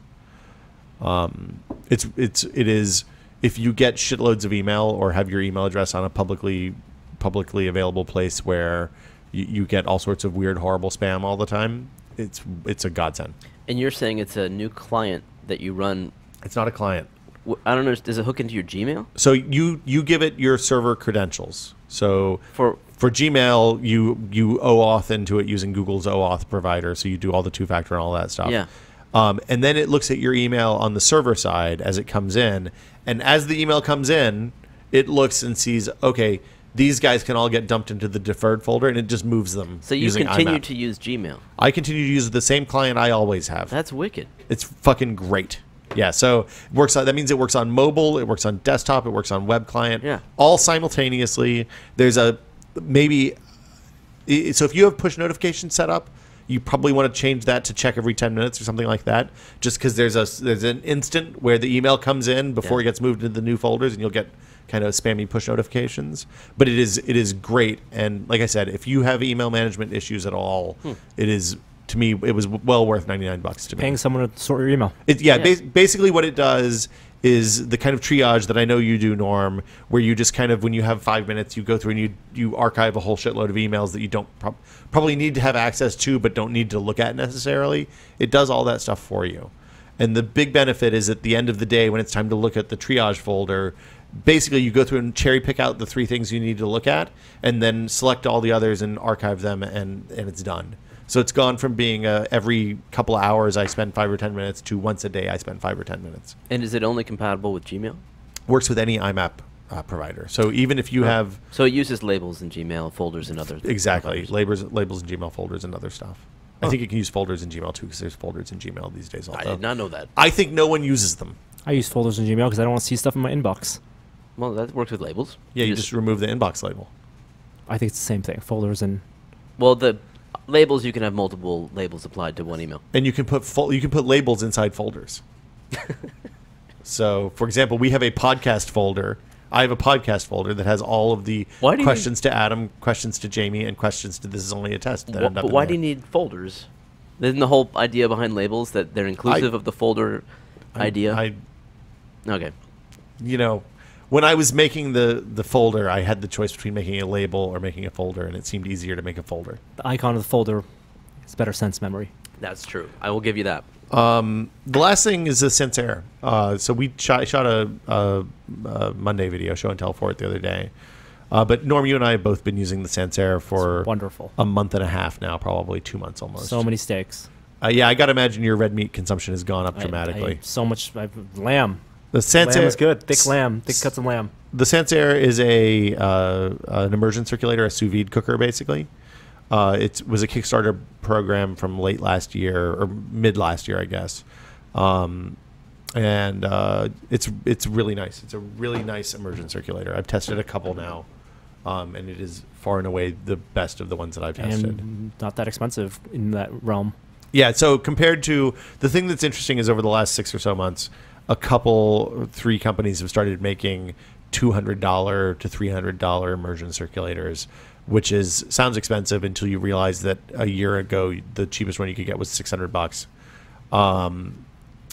Basically, all it is an impeller that moves water hooked up to a thermistor probe with a heating element that can very precisely control the temperature of water in a bath. So the idea then is you put food either directly, like eggs, or put it in a bag, a vacuum bag that's sealed, and cook it to a very precise temperature so you can get exactly the amount of doneness you want throughout a whole piece of meat, as opposed to cooking it with fire, where you have to control the timing very specifically, or else you risk overcooking or undercooking your meal. What meats have you cooked in your immersion circulator, Norm? Chicken. Okay. I've cooked beef and I've cooked lamb. I have not done pork. Did you do eggs? Yes, I've done eggs. Okay. Once. Pork is not my favorite, just because it doesn't really benefit that much from the. Oh shit! Sorry. Doesn't benefit much from the. I was adjusting Norm's headphones. Luckily, he doesn't have them on. Doesn't benefit much from the pork is more forgiving in my experience to overcooked or undercooked. Okay, and pork, like chicken, because chicken is different layers of texture. Pork is more consistently just one. You just want it juicy and done. Yeah. Have you done stuff that with a lot of collagen, like short ribs or brisket or something like that? Needs a long time. How long did you go with your short ribs? 72 hours. Wow, really? I only did 36. 3 days. How did it turn out? Needs to be marinated better. Okay. So the choice between marinating and not marinating, very important. Can you marinate simultaneously or no? Oh no, you can before you vacuum seal a bag. Yeah, you can marinate. Yeah, and the flavors go throughout all your meat. Right. So like chop up some garlic, bay leaves, and rosemary, and you're good. Well, and because as you cook it, the meat usually releases some juice. You don't even have to put a wet marinade in. You can just put the stuff that you want to be in the marinade and let the fat come out. Yeah. You can also do a lot of experimentation. I find salt, but not pepper for the sous salt vide. for sure. Do pepper at the finish. And also like weird sauces. You can teriyaki marinade. I put sriracha. And just absorbs. Meat absorbs a lot of flavor. We've done a fair amount of fish, which is that sounds perfect. Yeah, because you can basically get the equivalent of an oil poached fish that's perfectly cooked in like a 125 degree bath. For how long? Depends on the thickness of the fish, but if you're talking about a fillet, 30 minutes, maybe 20 minutes. We've done salmon, some snapper, and stuff like that, and then I usually put it under the broiler for just a moment to kind of put a little crust on the top with some butter and lemon or something. We've done. I did hamburgers the other day. I wanted to see how that went.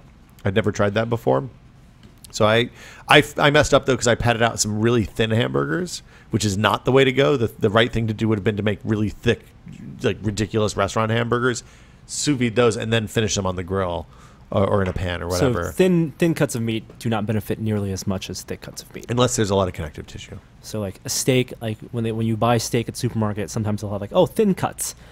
Don't get thin cuts for sous vide. You can do thin cuts on a grill really easily.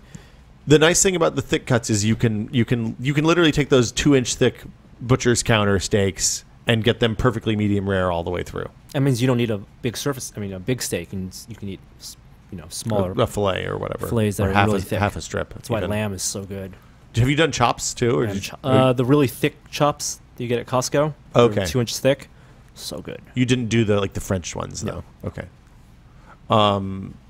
Yeah, lamb. I haven't tried lamb. I'll have to do that. That seems like it'd be good. The other thing you can do if you want to marinate is you can freeze the marinade in advance in like a Ziploc bag into a roll, basically, and then chuck it in the vacuum seal bag. Most vacuum sealers have problems doing liquid in the vacuum seal bag. Is the reason you don't do liquid in there generally. Norman Chan, what have you been testing? You have a lot of stuff in front of you. It's show and tell. Well, I just got this, which Jeremy recommended I get because I needed a micro SD card reader. What is it? Got in mail. It's a USB. What's a USB? It's like a $7 micro USB or SD card. Micro $7 USB on Prime. on Amazon Prime. Ooh. Yes, so $8.16 after tax in is California. it just a USB port? Just USB 2. And what I found is these SD card readers can read SD cards just fine, but micro SD terrible. And I needed micro SD because the Phantom is micro SD. And I needed something. So this is what I'll be taking. When you say SD card readers, do you mean the adapters or do you mean like the slot for micro SDs on your SD card reader? The slots are fine. The adapters are terrible. Okay. If you have a MacBook 13-inch, I found those are great. Those move real fast. Well, it's actually there's a good one and a bad one. Mine has the bad one. Great news, everyone. That sucks. Yeah. Phantom. That's what Jeremy's here to talk about. A quadricopter. No, Jeremy, have you been out flying yet? Yeah. Okay. Phantom 2 Vision Plus. Phantom 2 Vision Plus. You bought this the moment it was announced on Sunday. Yeah. Early adopter Jeremy. This is not mine. No. You've had this for a week. We've had now. this for 2 weeks now. 2 weeks. And it is amazing. There's a video on the site. It's on YouTube also. There's a ton of extra videos also that we've shot with this. Since we did our video last week, things we have learned. One, we should explain what it. You should watch the video. You should watch the video. It's a good video. The first third of the video is shot with one of these, and a lot of people were asking, was it intentionally or was it unintentionally shaking or waving back and forth? And we actually asked Eric, the guy who came out with us to teach us to fly, to hover back and forth, kind of like a dolly. So if you had just hovered this 10 feet above the ground or 8 feet above the ground and look down and shoot a video, you can actually have it hover very, very still. And Jeremy, when you and I went out last week to try to do a dolly shot, we found that when the lower it is to the ground, the more difficult it is to stay vertically stable because it's bouncing across uneven terrain, even when it's grass. When it's high in the air, it can stay vertically stable much easier. About 10 feet is a minimum. You should not fly this above moving cars and crowds. Why not? It's poor etiquette. Just in the very, very, Who says? The community says. The quadcopter community? The quadcopter RC community. This is the multi-rotor community. Interesting. Now, I imagine that these guys are self-policing at this point because there's going to eventually be laws surrounding these things. There's already... And they want to be on the good side of that argument. Exactly. My understanding, though, is that the law is really explicit that there's no commercial use of these drones in the U.S., right? Right. As of now. But I think they're trying. DJI is probably trying themselves to get that changed. Does this count as a drone if you're piloting it? I think it counts as an unmanned aerial vehicle, which the FAA regulations for these RC type, that's the category it fits under. So that's even though I'm hands on stick, it's still autonomous. I don't think the FAA has difference between autonomous and non-autonomous. It's just UAVs. So then, what if I use like a traditional toy helicopter, same RC helicopter? I can't use that for commercial purposes. You cannot use that for commercial purposes or take it above 400 feet. So we broke the law, is what you're saying. You made me break the law when we went out and shot that video with this thing. Mm-hmm. Yep. Just admit it. We didn't pay him. It's still commercial use. We didn't pay. No, we were using it for commercial use. It's on a YouTube channel. We get money from the YouTube channel. You're at the forefront of this QED, stuff, man. criminals. You're bleeding edge. You're breaking the law. You're going to have to live there. The way I look at it, man, is I'm just making my way the only way I know how. Right on. Many more people have used multi-rotor copters for coverage shots for commercial, for legit commercial purposes, for actual production, flying for movies and music videos and all sorts of stuff. Against the law. Technically, maybe that's against the law. But what makes this so interesting? The technologies? Because we've seen the Phantom 2, the Phantom 2 Vision. What makes this one so awesome? This one is the gimbal, low-cost gimbal, which Well, hold on. There's two things. The Phantoms are more expensive than, say, a DIY kit that you build yourself out of existing parts from the community. But they are also ready to fly out of the box. And as we showed in the video, like I flew the first time, and it's really easy to fly. I mean, the Phantom 2s are the same. The Phantom 2s are super easy to fly. They have the GPS. They're ready to fly out of the box. That's what you're paying for when you pay more for this. And that's $700 out of the box. If you don't need the camera and you don't need the flyby video, the Phantom 2 is still recommended as a no hassle solution. Oh yeah, half the price. Half the price. Things that we've learn more about. There's we didn't explicitly mention, but there's a 5-mile no-fly zone outside of airports, and the new firmware on the Phantom 2s, and with the Vision Plus, have that built in, where it will know based on GPS where you're flying, and if it's by an airport, it will make you. It won't let you fly to certain altitudes. So the further away you are from an airport, the higher you're able to fly, up to that 400 feet ceiling. They do differentiate between international airports and regional airports. If you're close to the regional ones, you're safer being a lot closer. Yes. And there's also it's graduated. Yes. So the further you get away from the airport, the higher you can get inside that 5-mile range. I think there's a 2-mile no-fly zone entirely. Because obviously if one of these things flew into the engine of a jetliner, that would probably be bad. Bad for the UAV community. It would be bad for everyone involved. It's the contentious point right now in that community. People are refusing to upgrade the firmware on their Phantom 2s because they don't believe that it's the right thing, and so it's tricking ground. But you can go to the DJI website and see their map of the no-fly zones, so you can see in your area where you cannot fly. I mean, it definitely affects people living in populated areas where airports are closer. Yeah. For like Will lives in Pacific. Yeah, I'm curious if I'm in the no-fly zone. That could be within that 5-mile barrier. I think you're all right. Well, you're right. There's also a mountain splitting you and that airport, but it's GPS based, so it's 10 miles by road. My house is outside of the zone barely by about half a mile. It looks like, but like back at Frontierland. Would that be in? That's in the no-fly zone. Really? Yeah, because it's right by Terra Nova High School, right? That's no good. Yeah, I'm looking at it. So just on the edge, so you'd probably be able to go reasonably high. But yeah. Wait, but tell me about the gimbal. So the gimbal, gimbals aren't new. DJI sells their own gimbal, the ZenMuse gimbal. They can range from 2 axes, 3 axes, and they go from $150 to $500, and there are different features based on what you can mount on the gimbal.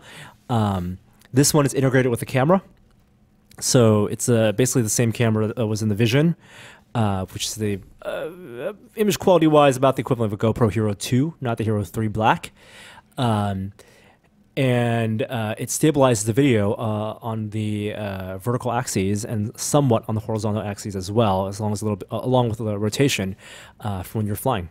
So the video we shot, incredibly stable, even though the Phantom might have been blown a little bit by the wind. Yeah, that's what blew me away. Yeah, I've wanted every Phantom. I've never pulled the trigger until now because they crossed a line with this gimbal that goes from amateur to pro in my eyes. Well, there's a good comparison video also. Gizmodo, when they did their review, showed the Vision versus the Vision Plus, and the Vision camera. Which was a built-in camera also. That just came out 6 months ago. Six months ago. It was really shaky compared to the video with the gimbal. Well, this is a and just to be clear, the body of the copter is essentially unchanged, right? Yeah. Well, the Visions, both Visions have bigger propellers. Oh, okay. But that's it. The camera part is modular, so theoretically you should be able to buy in the future. Either buy from them or from third parties, camera upgrades and all that stuff. I don't know if that's the case. It looks like you can take it off. The electronics, some of the electronics are up here. I mean, I'm just saying you take that whole thing off. Like the 4 mounts are those 4 white nuts. Right, but some of the electronics for the processing of the camera are inside the camera, inside the body of the plane. Inside the body of the gimbal. Well, certainly that's how they reduce the size. Yeah. Yeah, what I'm saying is you take that whole everything Oh, so you mean even the gimbal off? Yeah, take the gimbal off. Yes. Because the reason you do this kind of gimbal versus hooking a GoPro on a gimbal is that they're able to separate the optics and the sensor from all the other electronics that work with the camera. So there's much less mass for the gimbal to move around. And the power. Right. Which means that because there's less mass for the gimbal to move around, it means that you don't have the impact on battery that, for example, a homebrew gimbal with a GoPro is going to have. And it sends you the video back. Right, and you can pipe the video back, For which the is fucking GoPro, awesome. you need to buy another transmitter. Exactly. to More send weight. the video back. So I mean, if when I looked at doing the same type of thing with the Vision, well, with the original Phantom, the Phantom 2, you had to buy the GoPro, the gimbal, and the video transmitter and the video receiver screen, all for your controller. You were looking at well over $2,000. Yes. My hunch though is that especially if this particular device and this platform takes off, is we'll see a lot of innovation in the gimbal / camera / electronics package ecosystem that you can mount onto the kind of square mount that they use for this. That'd be great. I mean, you can 3D print a lot of the mount adapters Right. also. Right. The thing that the Vision Plus don't have, something we also found out recently, because you were looking into it, Jeremy, is the ground control support. DJI sells a Bluetooth kit for the Phantom 2 that lets you pair it with an iPad, and using GPS overlays, maps, you can plan routes and tell it to fly in, So like an RTS game, you tell your drone where to go, and then It's like you Battlefield. You just watch it. to varying great. degrees of success. And that is not available on the Vision Plus yet. One, because it doesn't have the Bluetooth connection, and two, the app doesn't. The Vision app does not support that yet. But is it coming?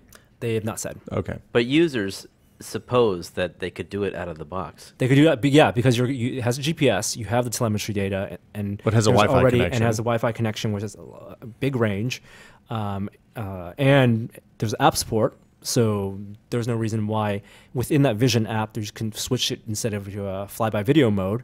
You can turn it to fly by the GPS points and then use the video cameras to watch it. I think this is kites for the year 2014.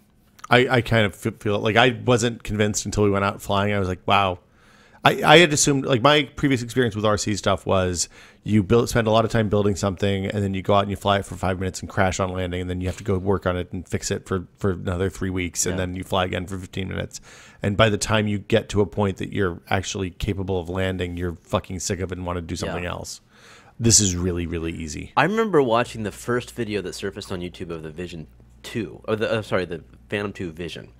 And the guy who demonstrated it flew it up to about 150 feet and then started demonstrating the controller to the interviewer. Yeah. Mm-hmm. And it just sat there. Yep. It was up 150 feet in the air, and it just sat there. And I said, okay, that must be a very non-windy day. But when I saw you fly it in a very windy day, it does the same thing. I mean, there's a little bit of drift, but it's like 10 feet. It's not completely autonomous. Gone. It stays where it tries to get back to where it was. And as you're descending, and as you're closer to the ground, than where the wind is less heavy, it will land basically where it took off from. And you can walk up to it if it's down low enough and give it a push or a pull. I've done that. Do not do that. I would not recommend people do that. People have posted photos of their cut hands. Yeah.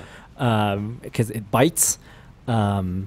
So But it's don't do that. It's like the mule, the not the DARPA thing, but Yes, the yes, the the big big robot. dog. The Yeah, big- yeah. yeah. It's like you kick that and it like stands back up. Yeah. By the way, I bought for whenever mine arrives. I bought already The guard. the guard for the Okay. blades. Yeah. Because I saw an interesting video where he was actually bumping up against buildings and trees and it was staying afloat. Because if anything touches these blades, it's Right. flight over. How much was the guard? $24. Oh, perfect. So Does it impact life, like flight time and stuff? I'm curious. It looks like it's well designed. It's made by DJI. Okay. So I don't think so. Yeah, that's something we should get for this one. Replacement props for $15 For a set of four? For a set of 4. How much of the batteries are $150? 160 bucks for batteries, and something when they announced this that we didn't know was that there's also a kit that comes with an extra spare battery for only $70 more, and that's the one you got. Yes. So the thing about this, and like I said, like a lot of people in the comments said, look, this is the toy quadricopter, blah blah blah. The difference when something like this happens, is very similar when MakerBot started making 3D printers that people could just go to the store, buy. I mean, I'm not talking about the original MakerBots. I'm talking about the first gen replicator that you got a box with a fully assembled printer in it. You didn't have to spend 10 hours with nut slots, which, there's a benefit to doing that, and that is that you understand how that device, because we built 2 print MakerBots, I understand how 3D printers work at a much better level than I would had I just bought an off-the-shelf model from the beginning. But there's a much larger audience, as we've seen with 3D printing, we've seen with a lot of other stuff, that's much more willing to spend an extra double the money even to get something that's going to work off the shelf, and that when they break, they can send it back to the company. I think DJI, when you break something, they send it to them for $200, they fix it, which, depending on what's broken, is either really expensive or really cheap, I would guess. Right? I mean, it could be a great deal or it could be a terrible deal, depending on whether one wire is loose or whether you destroyed the gimbal in a crash. And we've had the ease of use far surpassed that of a Replicator 1 when the Replicator 1 first came out.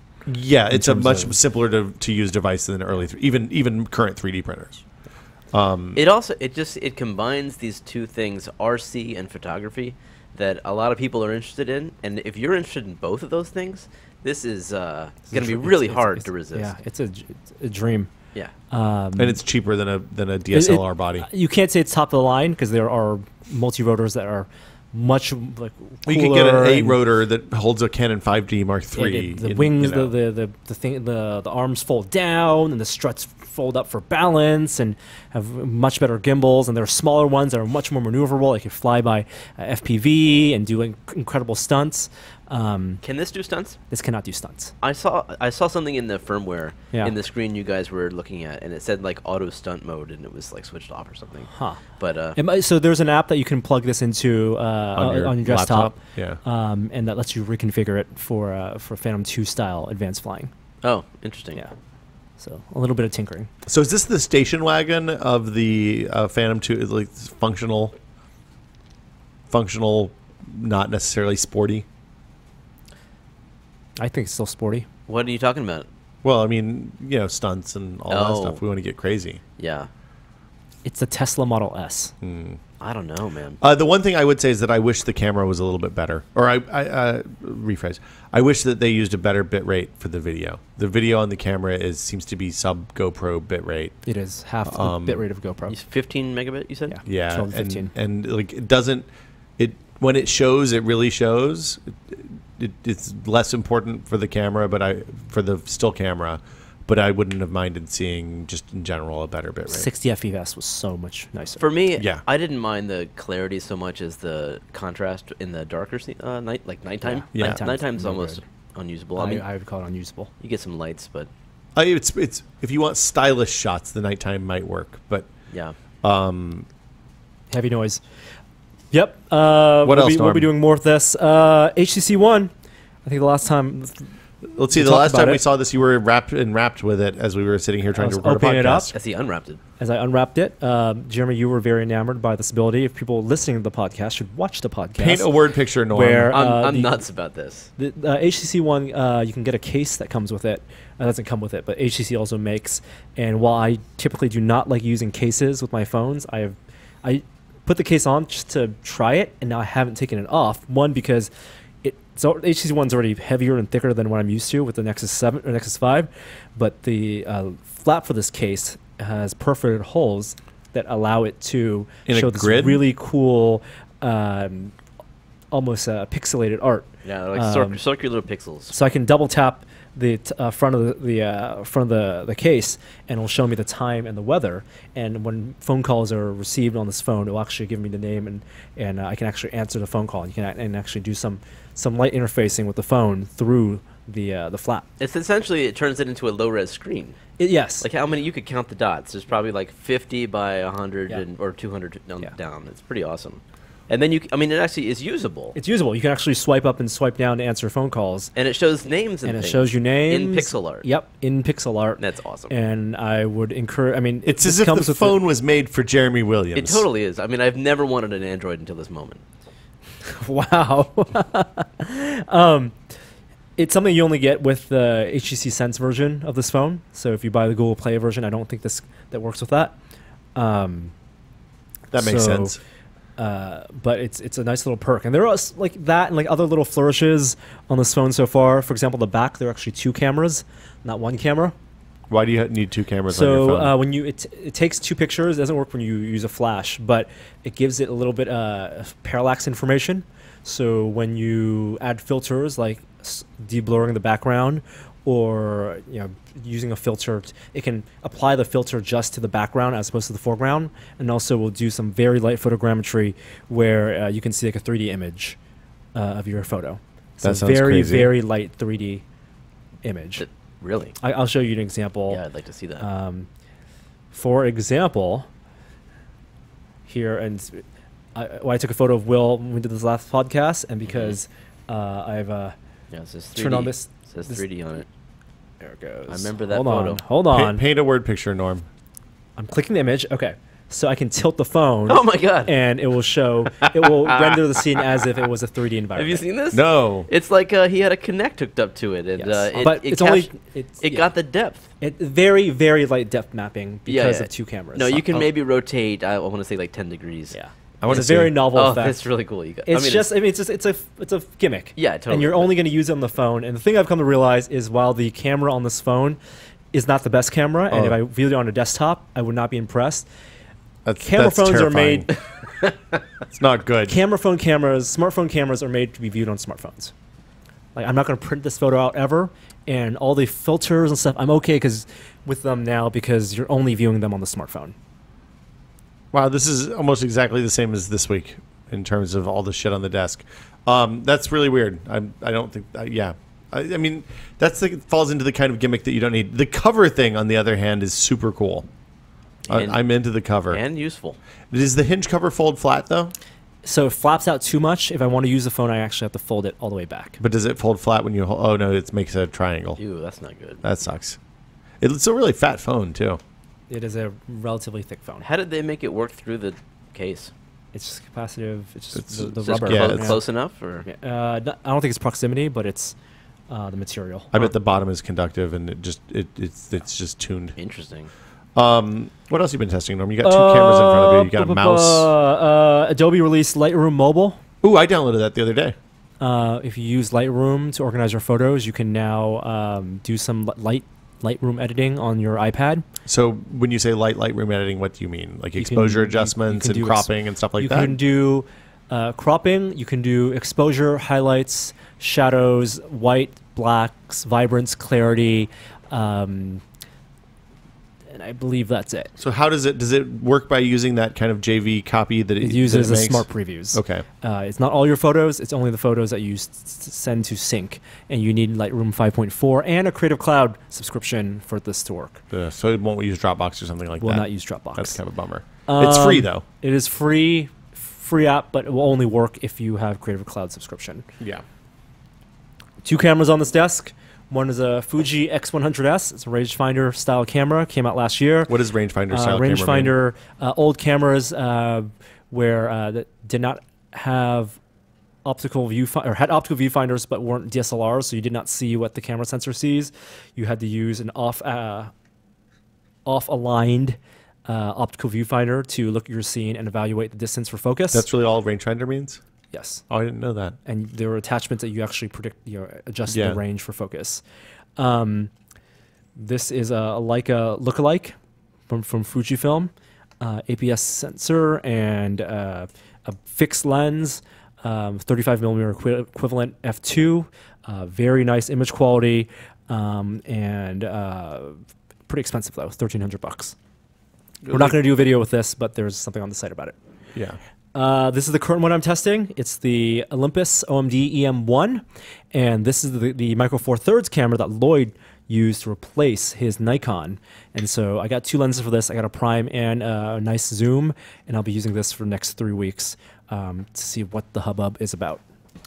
I read some articles last week about Sony's new camera. It's a low light, amazing thing. A7S, the one announced at NAB. That's the 4K video one. Yes. That's that was announced at NAB because, as the Phantom was announced at NAB, it's for broadcast.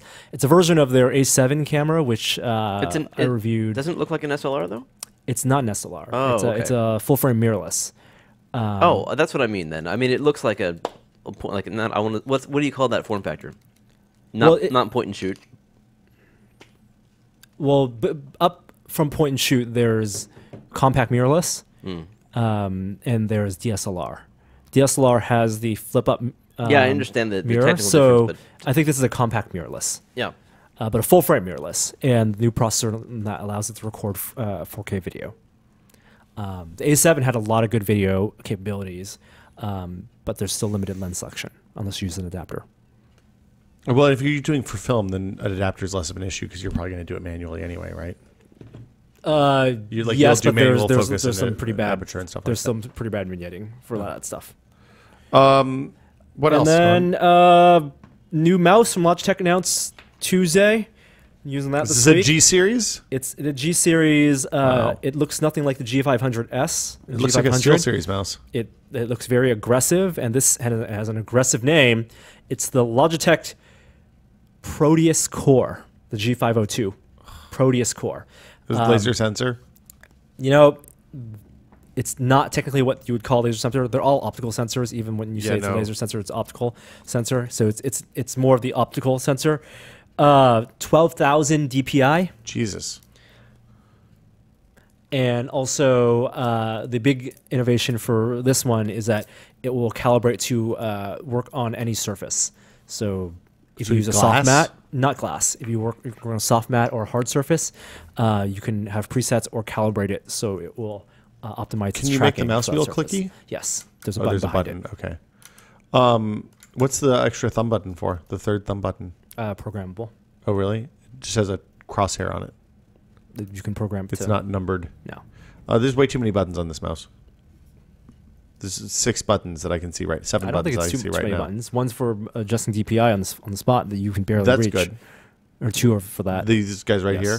That's the thumbs for that is much better. It's weird. Okay. You should. Have you ever adjusted DPI on the spot when you're playing a game? Nope. Yeah, neither I have find the DPI that I like for that game. For the game or for desktop. Yeah. And I stick with that. And I find that over time, I'm increasingly, as testing more mice, I'm increasingly being more comfortable with very high DPI mouse. I typically go the highest setting available. I use, for this mouse, I've now started using the highest setting, and other people, when they start using the mouse on my desktop, they're like, where did the cursor go? A lot of that's because my desk is cluttered, and so I have very little actual physical moving space on my mouse pad, and so very small movements go a long way. And it's very precise. I change my DPI usually when somebody else is down in front of my computer. Slow DPI for slow people. Slow DPI for slow people. Anything else, Norm? I don't have it here, but been using the new Romo, the Romo robot. Telepresence. Romo. There's one behind us. Our first gen. That's the Romo first gen that worked with Android. With New one doesn't Nexus work with One. Android. New one's iOS, iPhone only. Wow. This is a Lightning / 30-pin dock connector, right? You have to pick which SKU you want. It's not interchangeable. And I think it's adorable. I think that it's a very friendly robot. If you have an extra iPhone or iPod Touch and you have kids, then it's a great gift for your kid. You like this better? Well, we're going to do a video with it, right? I've shot one, yesterday. Oh, you did show and tell? Yes. Oh, I wanted to play with it. You can definitely play with it. Is it running right now at home? I don't have I have my phone here, so I don't. It doesn't. I have your brains. phone here. Oh, you have to have the phone. But you could potentially wake it up. You can wake it up, drive it around, but you need someone to answer it. Did you try it outside the house? Yes, it worked. It works. It works over. So there are 2 remote control options. You can do local Wi-Fi, which means you're just commanding it, and you see what your iPhone camera sees, and you can put faces on the Romo, like change its expressions, like scale the dog. You can maneuver it. There are tank controls now for left and right. Oh, yay. Tank options. You can tilt your iPhone, and you can make sounds and stuff and take a picture. That only works over local Wi-Fi, but if you want a telepresence, you dial a number using the Romo app. So there's this code that you dial for each Romo. It's like a phone number, but it's for Romo. It's like a 5-digit phone number. And when you dial it, you can do it anywhere. So I can have the Romo set up at home, plug my phone plugged in, and it will wake it up, and you have to answer it. So someone needs to be there to press answer. That defeats the purpose. That defeats the purpose of being an automated telepresence robot, but it's like FaceTime where I like that better than having it just the idea. Someone could dial at any time and run your robot around if they have your number. But once that happens, But if I go on vacation, my cat's not going to answer it for me. You could teach him to. He's a paw. This is not going to happen. use No, its nose. this is a bad idea. That should be an optional feature. There's SDK is open. privacy implications to having it auto answer. I mean, also battery life because it, Let me it make runs that for decision. 2 hours. Yeah. So it's not. There's no charging dock or something like that. No, it's micro USB, Gotcha. mini USB. But the telepresence works. It's iffy, but it uses this open telepresence software, so it goes through their servers.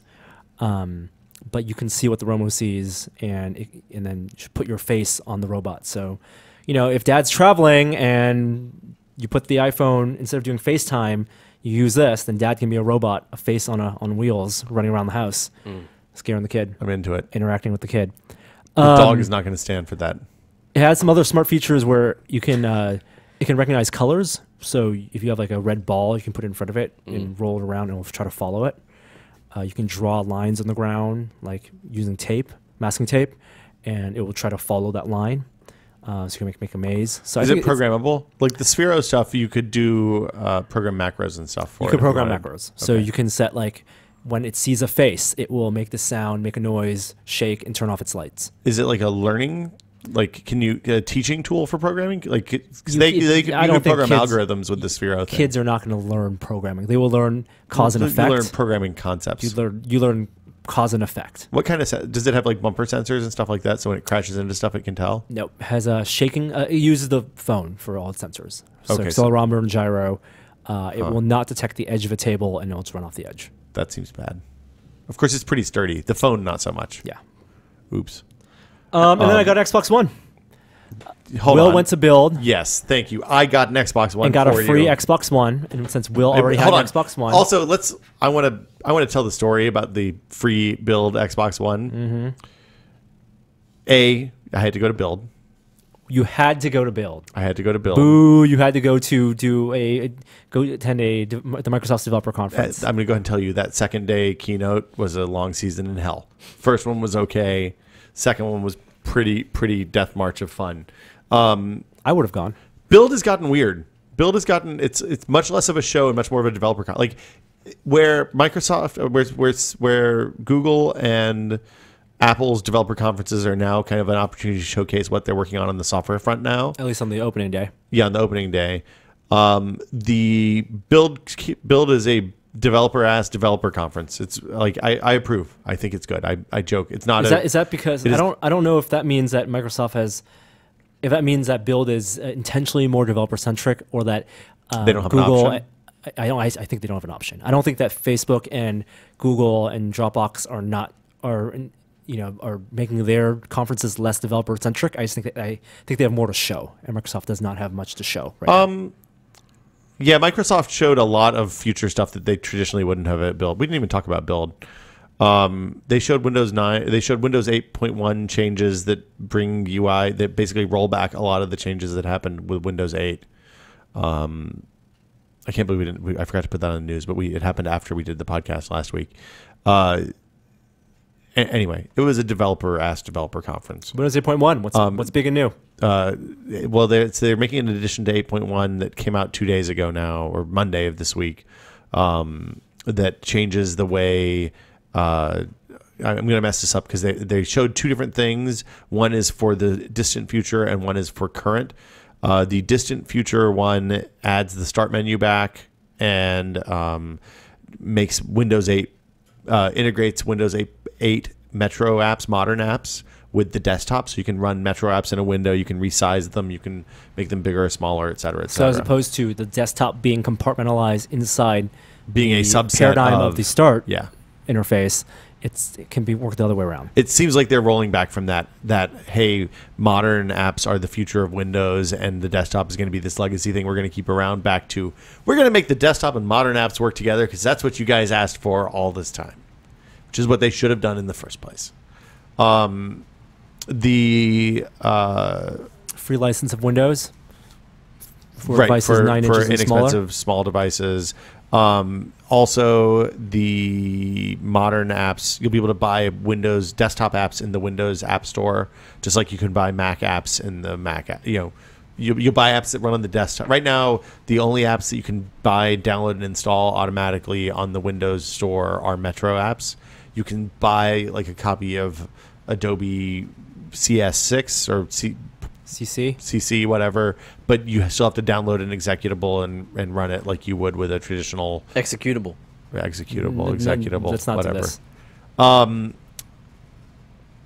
Yeah, the stuff that came out the day before yesterday, I haven't installed it yet, and I can't remember what it was that changed.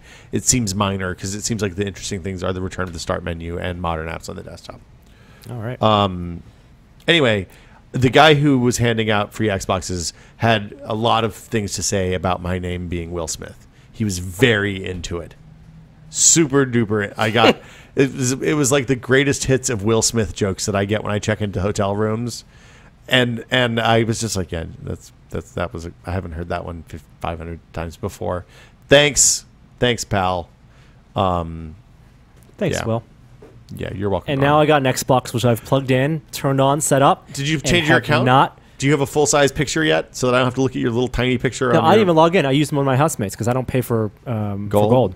Oh, so they're the home. That's their home Xbox. That means you get free gold then. Sure. Yeah. You have access to gold now. I have access to gold. So what you're saying is that you have disdain for a consumer electronics product that a lot of people in the audience would probably be really excited to get for free. I don't think I have disdain. I'm waiting for the content to show up because I played Killer Instinct for a little bit, and that was fun. The graphics look amazing, and 1080p at 60 frames per second look really good on the living room. I don't think that's actually 1080p Killer Instinct. Oh, you gotta be kidding me! Some of those games aren't. A lot of the games Killer Instinct look 10. They're rendered lower and then upscaled. It did not look upscaled to me. It looked as good as I don't know if maybe the experience is not the same, but it looked as good as plugging a PC into the big screen TV. Killer Instinct is 720p at 60 frames a second. Or at least great. It was at launch. They may have changed it since great. then. But installed a bunch of those free apps, watched a bunch of Twitch, and then I realized still waiting for a exclusive game that's not on PC that I want to play. Titanfall's really good. It's a good place. I have Titanfall on PC. I'm going to go ahead and tell you the secret of Titanfall on the Xbox. People are much less good at first-person shooters on the Xbox One. I am much better at Titanfall on the Xbox than I am on the PC. I wish I could trade my Titanfall PC code for an Xbox code. Yeah. Offers. You can't trade your Origin account code. Oh, fuck. It's already tied to your account. God damn it. It'll go on sale. Did you do any of the voice stuff? Did you calibrate voice for your room? Terrible. The calibration process was cool. Yeah. I turned up your speakers and doop, doop, doop, doop, doop, doop. It felt very much like a Best Buy Magnolia living room setup. Did not plug it into my cable box because I do not want to turn on the Xbox every time I want to watch TV. I bought an HDMI splitter that will let me pipe my TiVo from the cable box and into a dedicated input. So now I don't have to do that anymore. Because Gina now really likes having voice control on the TiVo. Xbox, watch TV. Xbox, watch TV. Xbox. Yeah, based on my Watch limited TV. experience with the voice commands on Xbox One, I would not want to use that as my TV interface. I think for a fun adventure, you should try to use Xbox voice commands to do Netflix and all the stuff you do on the Xbox. For 1 week. For a week. For 1 week. I mean, I have Netflix app. Yeah. So it's a pretty good Netflix client. no HBO Go, even though it's on 360. Nope. And Still Game no. of Thrones premiere, missed that window. Yep. Still no HBO Go. HBO Go broke for the Game of Thrones premiere. That's 2 weeks, Well, when you have 8 million people watching a premiere. two big one events because they broke during the True Detective finale too. 8 million people, second a lot of highest people. rating for any any HBO show ever since the Sopranos finale. Wow. What do you guys, Jeremy? Anything you've been testing you want to talk about? I was playing around with this Nvidia Shield a little bit. Ooh. You know what? Oh, you went to the GPU conference. A couple of weeks ago, yeah. And I know it's old hardware now, but it's new to me. It's pretty cool. It's pretty heavy, but It's it's big. got a nice screen. It's actually the games respond very well. It's a great gaming Android device. But what I would like is a definitive guide to installing emulators on my Nvidia Shield for games I already own, of course. ROMs you've dumped. Yes. So what you're thinking, like a SNES? What's the D-pad like on that thing? Is it any good? Sure. Good Yep. enough to play, say, Donkey Kong Country with. It looks to me like the SNES and NES are perfect, and there's some MAME games, but there's also the PSX simulator is pretty great. Full frame rate, Tony Hawk. Interesting. Yep. So I don't know if some website wanted to put together a guide like that, I'd read it. You heard that, Internet. If some website has a guide. Hey, we have a Shield. Jeremy Williams, we'll read that. Maybe I'll take a Shield home this weekend. Questions? You want to take some questions? We have questions. Emails? Well, but we do the other one. Emails. We don't do emails. We do Emails? No. Questions. Boom. If you have a question for This Is Only a Test, the email address is podcast@tested.com. Please keep your questions short. Don't send WMA files. Somebody sent me a WMA file. Clearly a new listener. Look, this is a Macintosh. I have no time in my life for WMA files because they always sound janky and they're hard to play in my soundboard.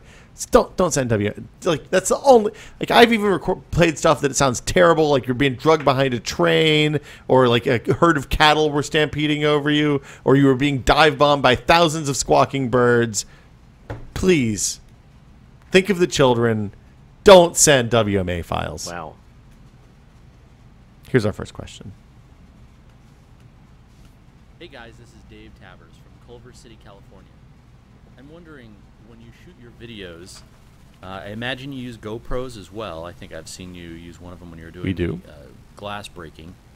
What settings do you use specifically, and how are you editing things together? What software are you using?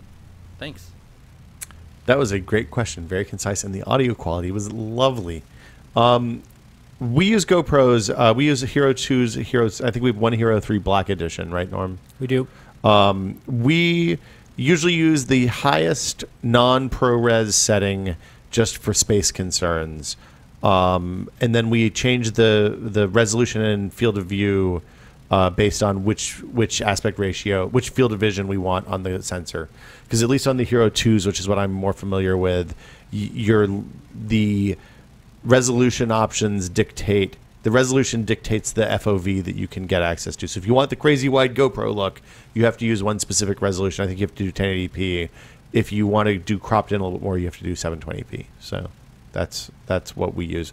The ProRes stuff is great. It doesn't improve quality that much, it seems like, to me at least. And it's a bigger pain in the ass to work with since I'm cutting stuff in Premiere these days. And Joey and I are both using Premiere Pro CC for our video editing needs because it will work with H.264 native, which is very convenient. You don't have to transcode stuff before you can edit it. And something we haven't tested is whether saving in ProRes or recording in MP4 affects the battery life or heat, because heat definitely on the GoPro 2, the times that I've done ProRes, more often than not I've had overheating and the camera go pink. And also for long yeah, so that's I mean, we use the GoPros for the Still Untitled podcast because it's a long video. We shoot it in a lot of weird places, so having a tiny little camera that we can bring anywhere and hook on a Gorilla Pod to hang from wherever is super useful. They're not the most reliable cameras just as a whole. If you're doing something that you only get one shot at, you probably want to set up two of them. We haven't had that many failures. I think we've had two lost episodes due to camera failure with the GoPros. And then we've also lost a couple because they run out of space and don't beep. So yeah, there you go, GoPros. Any Vegas, you can edit any Vegas. I think you even get access to, or maybe you can get a discount for cinema, whatever GoPro Cinema. I can't remember what the name of their tool is, but they have a non-linear video editor that you get for like $50 if you buy a GoPro. So that's that. Next question is from AK. Andrew says, given that SteamOS is Linux, will Valve have an even harder time bringing their box to gamers' homes if DirectX 12 turns out to be as good as we hope? It could mean that there is even less incentive to develop a game for OpenGL if DX12 is that much better for both developers and general performance. My hunch is that if DirectX 12 turns out to be a big deal, which it probably will, Valve will just write a wrapper that writes DirectX 12 calls to Linux for games that they want. They'll provide an API level way for people to do stuff on Linux. Do they do that currently for any DirectX? I believe that they do. Really? I'm not sure. I didn't realize they were involved in that. The other thing that'll happen likely is that the people who make the middleware, the game engines, will just write. They're already building, since the Mac game audience is growing at a pretty good pace. We're seeing a lot of more Mac ports than we were before. My hunch is that the next generation versions of Unity and the versions of Unity and Unreal Engine for now current generation PS4, Xbox One will probably have better tools for alternate out paths. I mean, the thing that's happened with those kind of APIs over the last 10 years is that as they've become more general, there's less API-specific stuff that has to be ported over. So while the shader languages are different, they're also more general because they're just abstract, shader languages now for OpenGL and DirectX 11 and 10 and 12. So that's my understanding. I could be completely wrong, but from talking to a couple people who make games, they've said, yeah, it's not that much harder. If you're doing something that's super custom and uses all the next gen stuff, then it's probably a little bit different situation. But there's versions of Metro for Linux and the Metro Last Light for Linux and Mac. So, I mean, then those guys are on the bleeding edge of graphics generally. So, there you go. And that'll do it for questions for us this week. Oh, wait, I have one more. This is a good one for Jeremy, too, because you're here. Hey, guys, I use Atmel microcontrollers. What Arduino is based on every day for work. Please tell Jeremy that Atmel makes their own circuit programming pod, the AVR ISP Mark II, for about $30, which works with their free development tools, Atmel Studio. It has full capabilities for programming fuses and hex images. Atmel Studio is also a complete development tool to use Microsoft Visual Studio as its IDE and AVR GCC as its compiler. And then he has some other stuff that I'll forward over to you. I'd love to read that. I just wanted to clarify that the thing I was using was self-contained.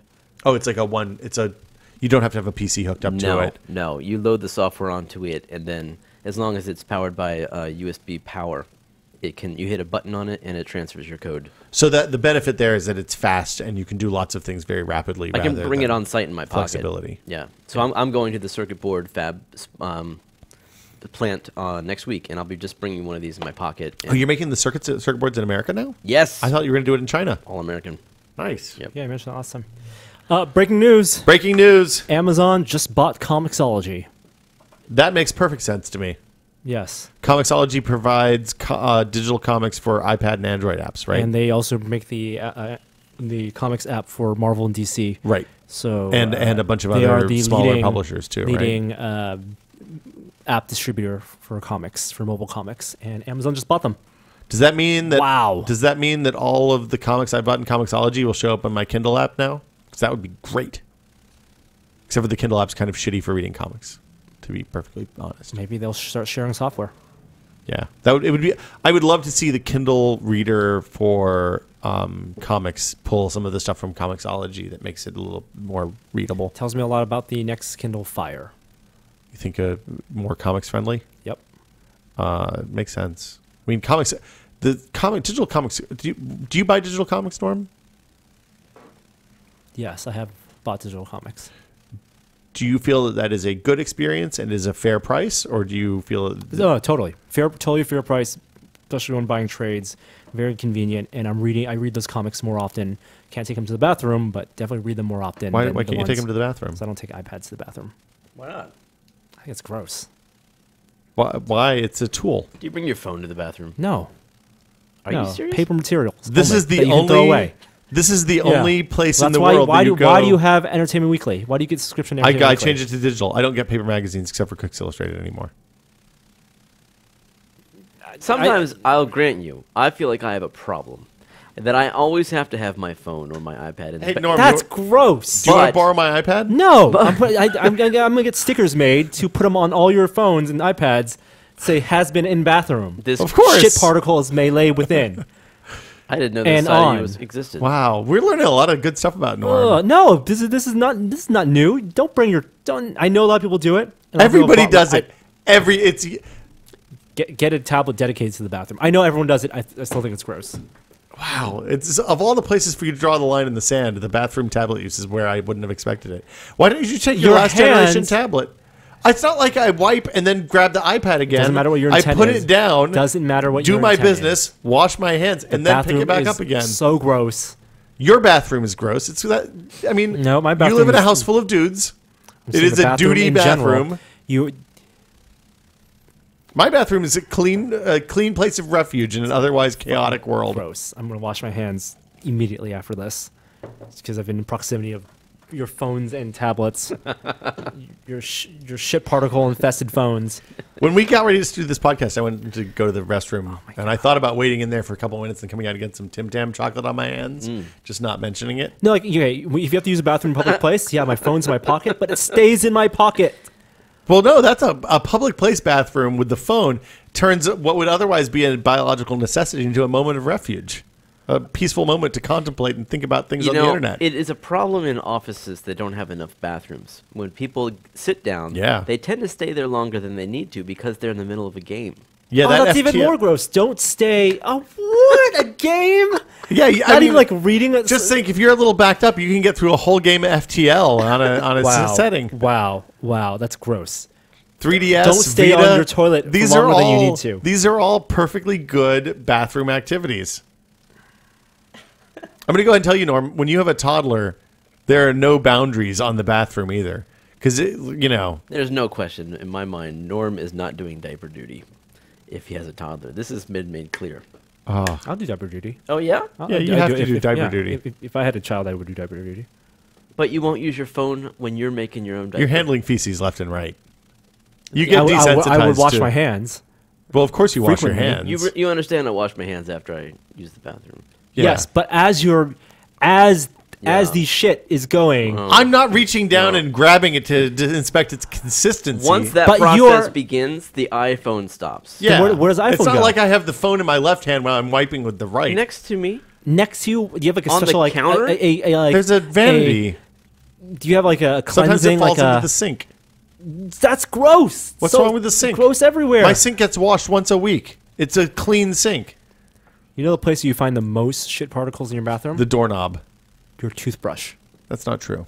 It is your toothbrush. No, that's an urban legend. I don't believe that's true. No, the filthiest things in any bathroom are the handles. When we did Your hand is not sanitized. It's a sponge, technically, but yes. There's nothing wrong with bacteria, Norm. Microbes are healthy. They're everywhere. You're covered with them now. I'm looking at There are your billions iPad, on them. and those smudges look so gross to me right now. No. Well, probably 1 out of every 3 is a piece of poo. Did you know that, like a sausage, you can use poo on a capacitive touch screen? That's true, yeah. Yeah. So if it's ever cold out, you don't want to take your gloves off. Just grab a stick of shit. I know what we're calling this episode. I think that'll do it. Today's outro. Jeremy Williams, stuff to plug. People can pre-order the game frame at gamefra.me. That'll take you to the forum. Yeah, Okay. but that'll get you there. ledsec.com, LEDSEQ. Norman Chan. Phantom video, Bitcoin video. We didn't even talk about last Bitcoin. Well, it wasn't up when we talked about it when we did the episode last week, but Bitcoin video turned out magical. Went to visit ChronoWorks. That video's on the site now. The bleeding robots. Breathing robots. Bunch of other stuff's on the site. More RC stuff, RC car guide, and some Matt Broga. So there you go. Our favorite Canadian. We'll see you guys next week. Today's outro is by Minker17. I'm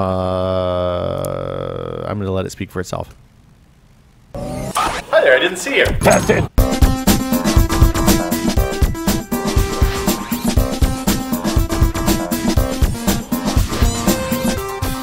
It was the phone that got me off iOS. Test it. Have you guys heard of Broforce? Bronies? Broforce. Nope. I'm so hungry. Wait. No. Broforce is a video game. It is a game, side-scrolling shooter with destructible terrain, and in it you play people with bro-themed names from action movies in the 80s, 90s, and 2000s. So, for example, you get, and everybody has different guns and power-ups. So you can play as the Brominator, that's Arnold in Terminator Drag. You can play as Rambro, which is Sylvester Stallone as Rambo. You can play as John Broclane, I guess. You know, you get where this is going. It's 4-player side co-op, and it is fucking. It's co-op. It's co-op. So it's like Contra, but with 4 players. Online? I don't know about online. You might have to come over to the house. That You should sounds come over to the house and we'll play. Sounds fun. It's pretty good. It's early access, green light Steam game, but I highly recommend it. Somebody told me to play that while I was playing Spelunky the other night, and they were right. It is very good. That's all I got. Also, I started watching Battlestar Galactica again. Okay. I realized I stopped watching midway through the 3rd season. I was like, I should probably see how that worked out. You know there's going to be a new movie. Like a reboot. All right. This is a sign of the horrible trend that is impinging upon our culture that resulted in Tobey Maguire's Spider-Man being rebooted 5 years after the last movie. Fucking Battlestar Galactica has been done for 4 years, 5 years. Yeah. Why are they rebooting Battlestar Galactica? Money, money, money, money. It's this fast-paced society we live in. What are they going to reboot Pulp Fiction next? Oh my! Don't say it. Are we going to reboot Yeah. Little Mermaid? I'll Gonna bet. reboot Aladdin? Within our lifetime, someone's going to remake Pulp Fiction shot for shot. I bet. I'm sure someone already has. Well, I mean, Gus Van Sant probably has. in like his head. Psycho. I mean, Yeah. something's going to be done for real. That's why I said Gus Van Sant. Thank you. Did you guys watch Silicon Valley? I Yeah. haven't. Yeah. What did you think of it? I liked it. It's not as I wanted, like Office Space like. I wanted more Mike Judge. You know, but Yeah. you gotta stretch it out over a season, and I think it's going to be a real winner. How many episodes is this? A 12-episode season? Norm. I believe it's 10, Okay. 8 or Is it 10. 30 minutes or is it an hour? 30 minutes. So it's in the Veep super block. It's like the Game of Thrones It's Veep squeezed girls, between, whatever. Squeezed between Veep and Game of Thrones.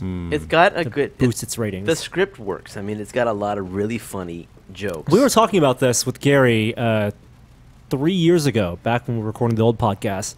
Gary was like, "Oh, what if there was an entourage for tech startups?" Yeah. And I'm like, that's a great idea. And then now there are like 3 shows. Which that are old like that. podcast? The old podcast we did back. The Maximum PC one? No. Or this podcast? This podcast Just a long time ago. at the old office. Okay. Entourage for dorks was the pitch, as I Entourage recall. for tech startups. Y Combinator and angel investors. I And don't this think Gary show knew is- what Y Combinator Yeah, was. no, of course he did. I remember the discussion as we were walking to Thai food. And now that show exists. And there's that show Betas on Amazon. And Yeah, it's I don't similar think that one's very concept, good, though. and, this one has, and then there's the show Looking that's on HBO also. That's about What's that startups. about? That's the gay dudes who live in San Francisco and they also work in startups. That one's more lifestyle. I think one. that's a lifestyle show But more than the context yeah. is the Bay Area. Okay. And this is purely about San Bay Area Francisco startups. is the new New York. But no comment. Yeah, I don't think so, but whatever. I'll have to watch it. It's on my list for this week. Well, it's easy because you're at the beginning of the entire thing. Like, I am still on season 1 of Game of Thrones. I can't, for me to, at this point, I don't even know if I can catch up. You should just read the. Yeah, it's only 10 here's episodes. There's a great Oh, no, thing you're that's like, children. here's what happened in Game of Thrones so far. Just watch that. It's like 15 minutes. You'll know it's you get all the rage and all the heartache of the first 3 seasons of Game of Thrones in one 15-minute chunk. Really? Yeah. I don't know. It's a cop out. don't do but that. I Don't might. do that. I might have to do it. It's either that or nothing. I don't know if I can watch Yeah. all three seasons. It's a lot of TV. Yeah, you can. There's a lot of unexpected deaths, heartache, misery, Yeah. A lot of boobs. a lot of boobs, a lot of penis. Penis. I see all the penis I want to see. Oh, right, you have sons. Son, I guess. So I guess that'll do it, unless anybody else has anything that they'd like to share. I thought the season premiere of Veep was really funny. Really funny. Let's get some food. Bye.